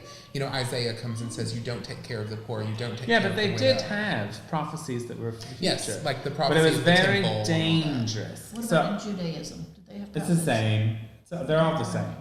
You know, they had Confucianism? Elijah and, in a sense, Moses was a prophet. Considered a prophet. The I Ching? Confucianism? Oh, no, the I Ching is common to all I think that was East the little Asian people. philosophies and religions. The little people that did the I It Ching. did. So, like Taoist, Confucianism, they're not really as hung up on labels. This is nice. Isn't it nice? This is the Dolce. Ooh, I should brought have had that one first. I know, I brought several bottles of this to your house. Several. And I looked We're at it. ad-fabbing This right is now. a nice That's a bottle nice for our, one. yes, it is. Yes. I'll bring more of these. I Kind did, of I little did find it. plum, Okay. little plum taste going on. You okay? Yes, I'm fine. Anyway, so in the cult of Dionysus, wine was a form of divination. Yep. Oneromancy. Divination. What is it called? Oneromancy. Why is it called oneromancy? Oneros is wine. Why isn't it called winomancy? So what do you do? Because the word for wine in Greek. Oneromancy. So what do you do? I am absolutely an oneromancier. What do you do with the wine? Is it like swirl in your You just cup, get really or- drunk and know things. And then you know things. Oh, okay. Wait, Game of Thrones. I drink and I know things. We've gotten to that place in the show. Oromancy. And not oromancy. I'm going to write a whole book on it. Oromancier. Oneromancy. I can't do it anymore, sorry. Yes, so anyway, call in 309 Goddess. Brian. What is all that sound in the back? The parade. It's just the busy shop. It's a I parade. thought I heard Christian coughing But it up was there really- earlier. It's really hard to get to the shop She's today. triggered. We had to. Christian, Ellie's scared of you now. She I'm thinks you- traumatized. I'm getting better. I'm getting over it. I'm having my wine. Lord. Anyway, so Thank it's God hard it's to get- 8:47. I think you guys just need a long cuddle. You could come home and get in the bed with him and give him a little cuddle and give some hard I would try. He's an anti-cuddler. The closest I can do is I give him a hug and I give him a little noogie on the top of his head. Oh, God. He loves it, but he is a bit weird, yeah. I do think it's funny that we are literally professional readers. You have been a professional reader. We did a show on psychism, and we're all sitting here like, I don't know. It's just. I mean, you guys have to know by now I'm brutally honest. You know what I say right? though? Call me at Hex, Elie Barnes, and make a 15 or 30-minute appointment with me and let me rock your socks because I've got great things to say about all kinds of stuff in the world. And you can read my I'm going to give you TripAdvisor all a reviews. reading right now. If you're seeing a reader to find out if they love you over and over again, they don't. That's right. You know, if I'm you're realistic. seeing I'm a realistic reader. But for instance, if somebody doesn't have luck with a particular person in their love life, the next question I ask is, could we ask the universe what you do need to know and do in your love life? And I get such good results by That is orienting- don't obsess on a married man. Like, well, you know what you're getting into. I tell people all the time, oh, really? You're the first one that's ever dated a married man? I wonder how this is going to turn out. I know, right? Like, I mean, it's going to be. You're what we call a side piece. How much of being psychic is just that song from Cabaret, Maybe This Time? So it's Patrick as uptight as you are about sexuality. We're not doing this. We're not doing this. It's not happening. I'm so Because glad. Ed's not. Ed's totally not right. In any shape, form. And Christian's a Capricorn, fashion. totally not Ed's a uptight. Cancer, though. Ed's Like a I'm the Cancer. uptight one in my relationship, which is not saying much, Ed has really. 4 planets in Cancer. He's a huge Cancer. What does this have to do with psychism? We got bored. Big teddy bear. He's so cute. Big teddy bear. What? He's got the most prettiest skin. No, I'm just glad that. What is Patrick's sign? Sagittarius. Oh, so, that's been a sign that's been coming up more and more in my life recently, and I think they're very laid-back people. Now, the first one that I knew was a woman, and she was very good at facts, but she was really annoying. But I think I like Sagittarius men. You're not of Sagittarius, you got rising signs different. Just like Virgos. Which is a great question. We don't consider astrology psychism. We should do talk we? about astrology. I don't consider astrology It's not. psychism It's a personally. science. I also do not consider good palm readers psychic. No, you that's can it. add psychism. You should I consider learn it. astrology a magical art, Yeah. is what I call Yeah, it. I've And never you can study it, linked. not be psychic. Well, You do very okay, so well. when it comes to planetary stuff for me, I practice planetary magic. Same. So I've never used, but I don't do charts or anything. Oh, now I read orrery charts a lot. Like, that's my preferred form of divination. But it's not personally. psychic at all. But it's oracular. Well, Do you get? It's still predictive. Yes. I Do you wouldn't link call it psychic ability with your reading I the wouldn't chart? call though? it psychism. I would call it divination, or I would call it. But Yeah, what I I'm would traditionally call called divination, I do link my psychic abilities to. So when I do tarot, or if Same. I do You any can. kind of You thing, can. I'm absolutely predominantly working my psychic ability. Same. I'm not a tarot literalist. I don't. No, tarots for me Yeah. are, because the whole thing is, although I love studying the systems we have of tarot, particularly the Rider or perhaps the Thoth deck, those two are systems I really enjoy, the Golden Dawn kind of system. Primarily, it changes depending on what deck I'm using, because the symbol, I'm more trained to like the white or right symbols, Yeah. Yeah. but the symbols become portals to your psychic I ability. use They do. Marseille. I They use do. Marseille. Marseille is very good, but I really have a hard time I with use the, it for the myself minor because it's- arcana part Yeah. of that. It's less psychological. But Marcel. Why I'm do not- I keep hearing doors in our ears? It's- when The we- restroom. Oh, we're hearing that. Why are we hearing it in our? I don't Oh, know. because that. It's picking it up. Oh. I will say Palin pees a lot. when I when I read, It's probably John. I've got a pee right now. John's peeing. When I'm And then I can wait when I'm till reading you tarot, finish. I'm not a literalist with the cards. I do use a lot of like psychic intuition me and too. what the connection is symbolically. So I don't think it's All just right, so strictly let's be realistic. occultists for a second. We'll stop being silly. So, if you are working magic, right? So, witchcraft and psychic ability. I think it's extremely important if you are working magic to put divination alongside of that, particularly when it's going to be something big that you're unsure about. So, if you're unsure about how to go about it, it's a very good idea to do a reading. Like, okay, I'm going to do this kind of spell for this. Do a reading, see how it's going to turn out before you actually do the operation. This only works when you're working with long, drawn out, planned out magical operations. But magicians and witches have done this since time immemorial. I do. Where they would divine to figure out, is this the right way to go about this? If I do this working, is it going to have my desired effect? It's a very unique angle to planning out your magic. You know, and I tend to be very visceral in some instances to where I don't plan out my magic. I'm very much like, bam, let's just do this.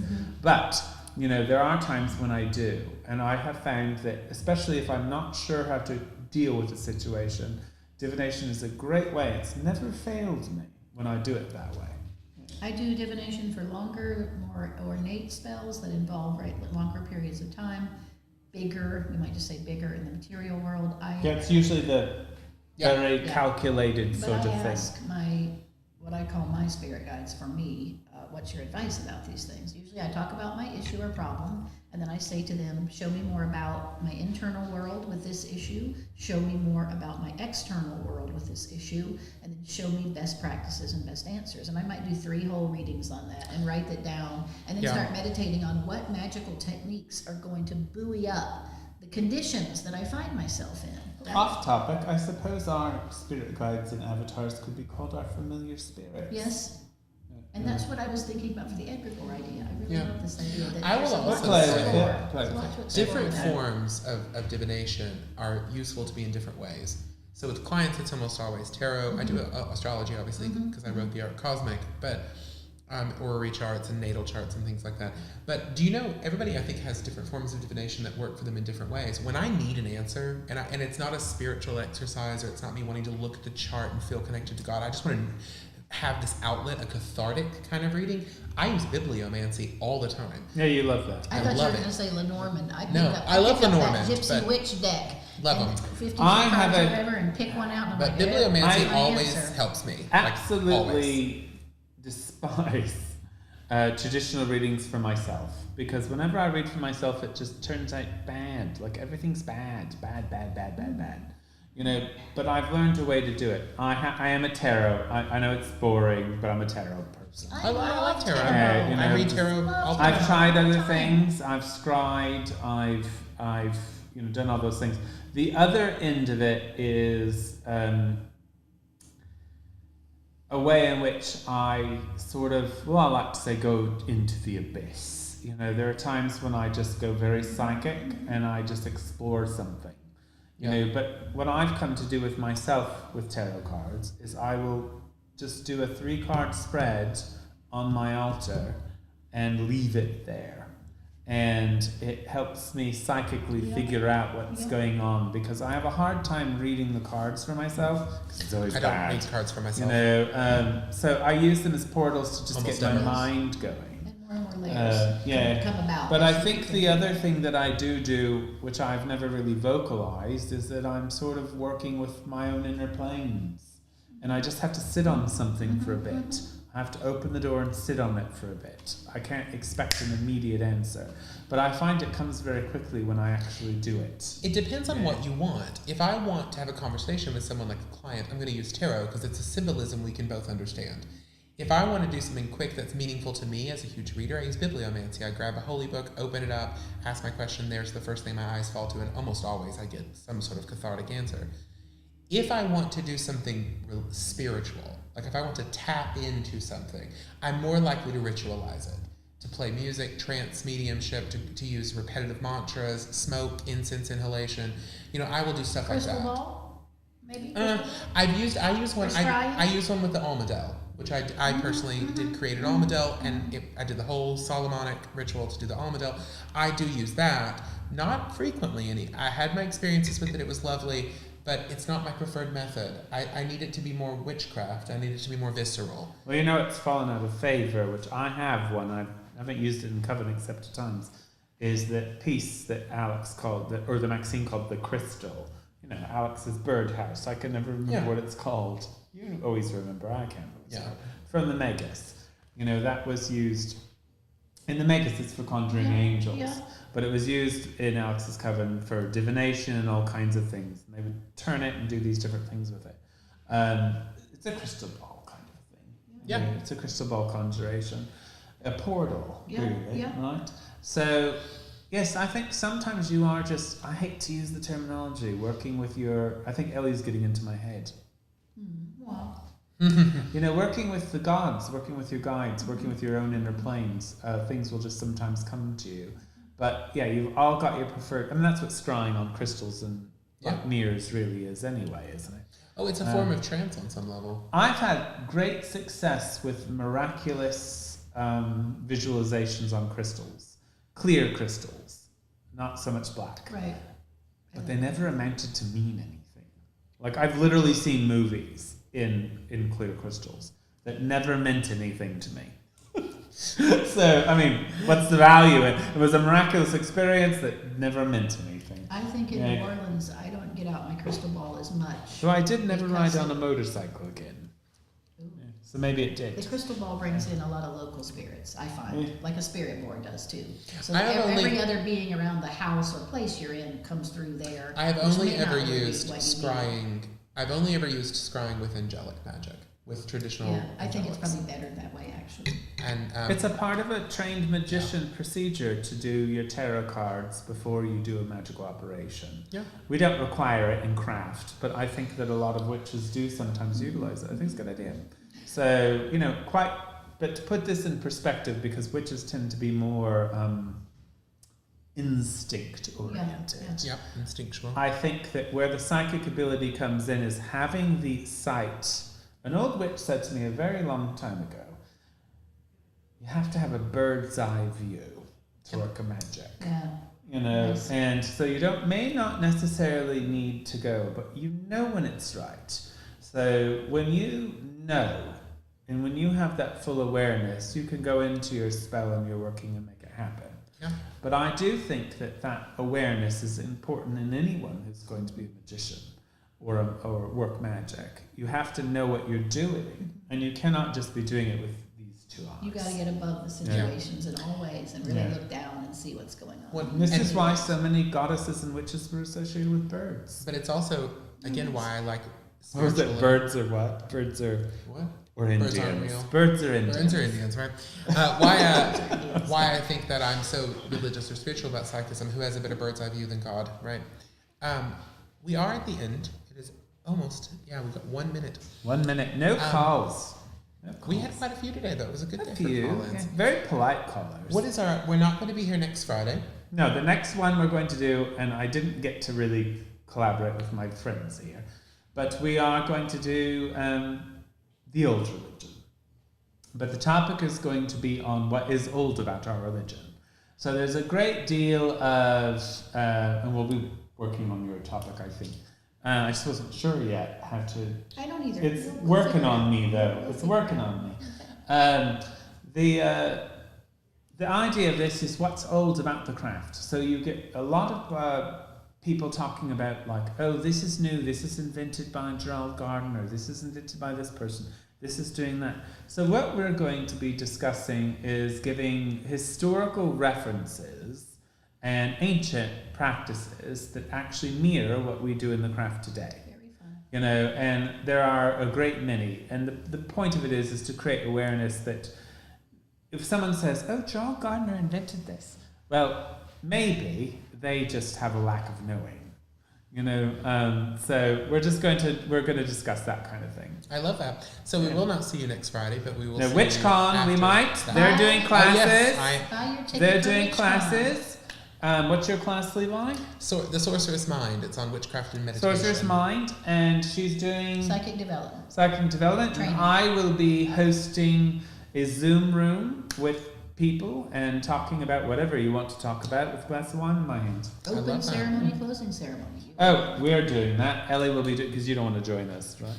I don't know how much room we have there, but you'll be welcome. I did say to New Orleans coming. Technically, he's not in it anymore. He's got his own coven. He's got big bitches and britches. Okay. He's got his own coven. We're very proud of him, but he's still one of us. So I thought about if you wanted to come, you could. But it's probably a small. You know, you've been to our house.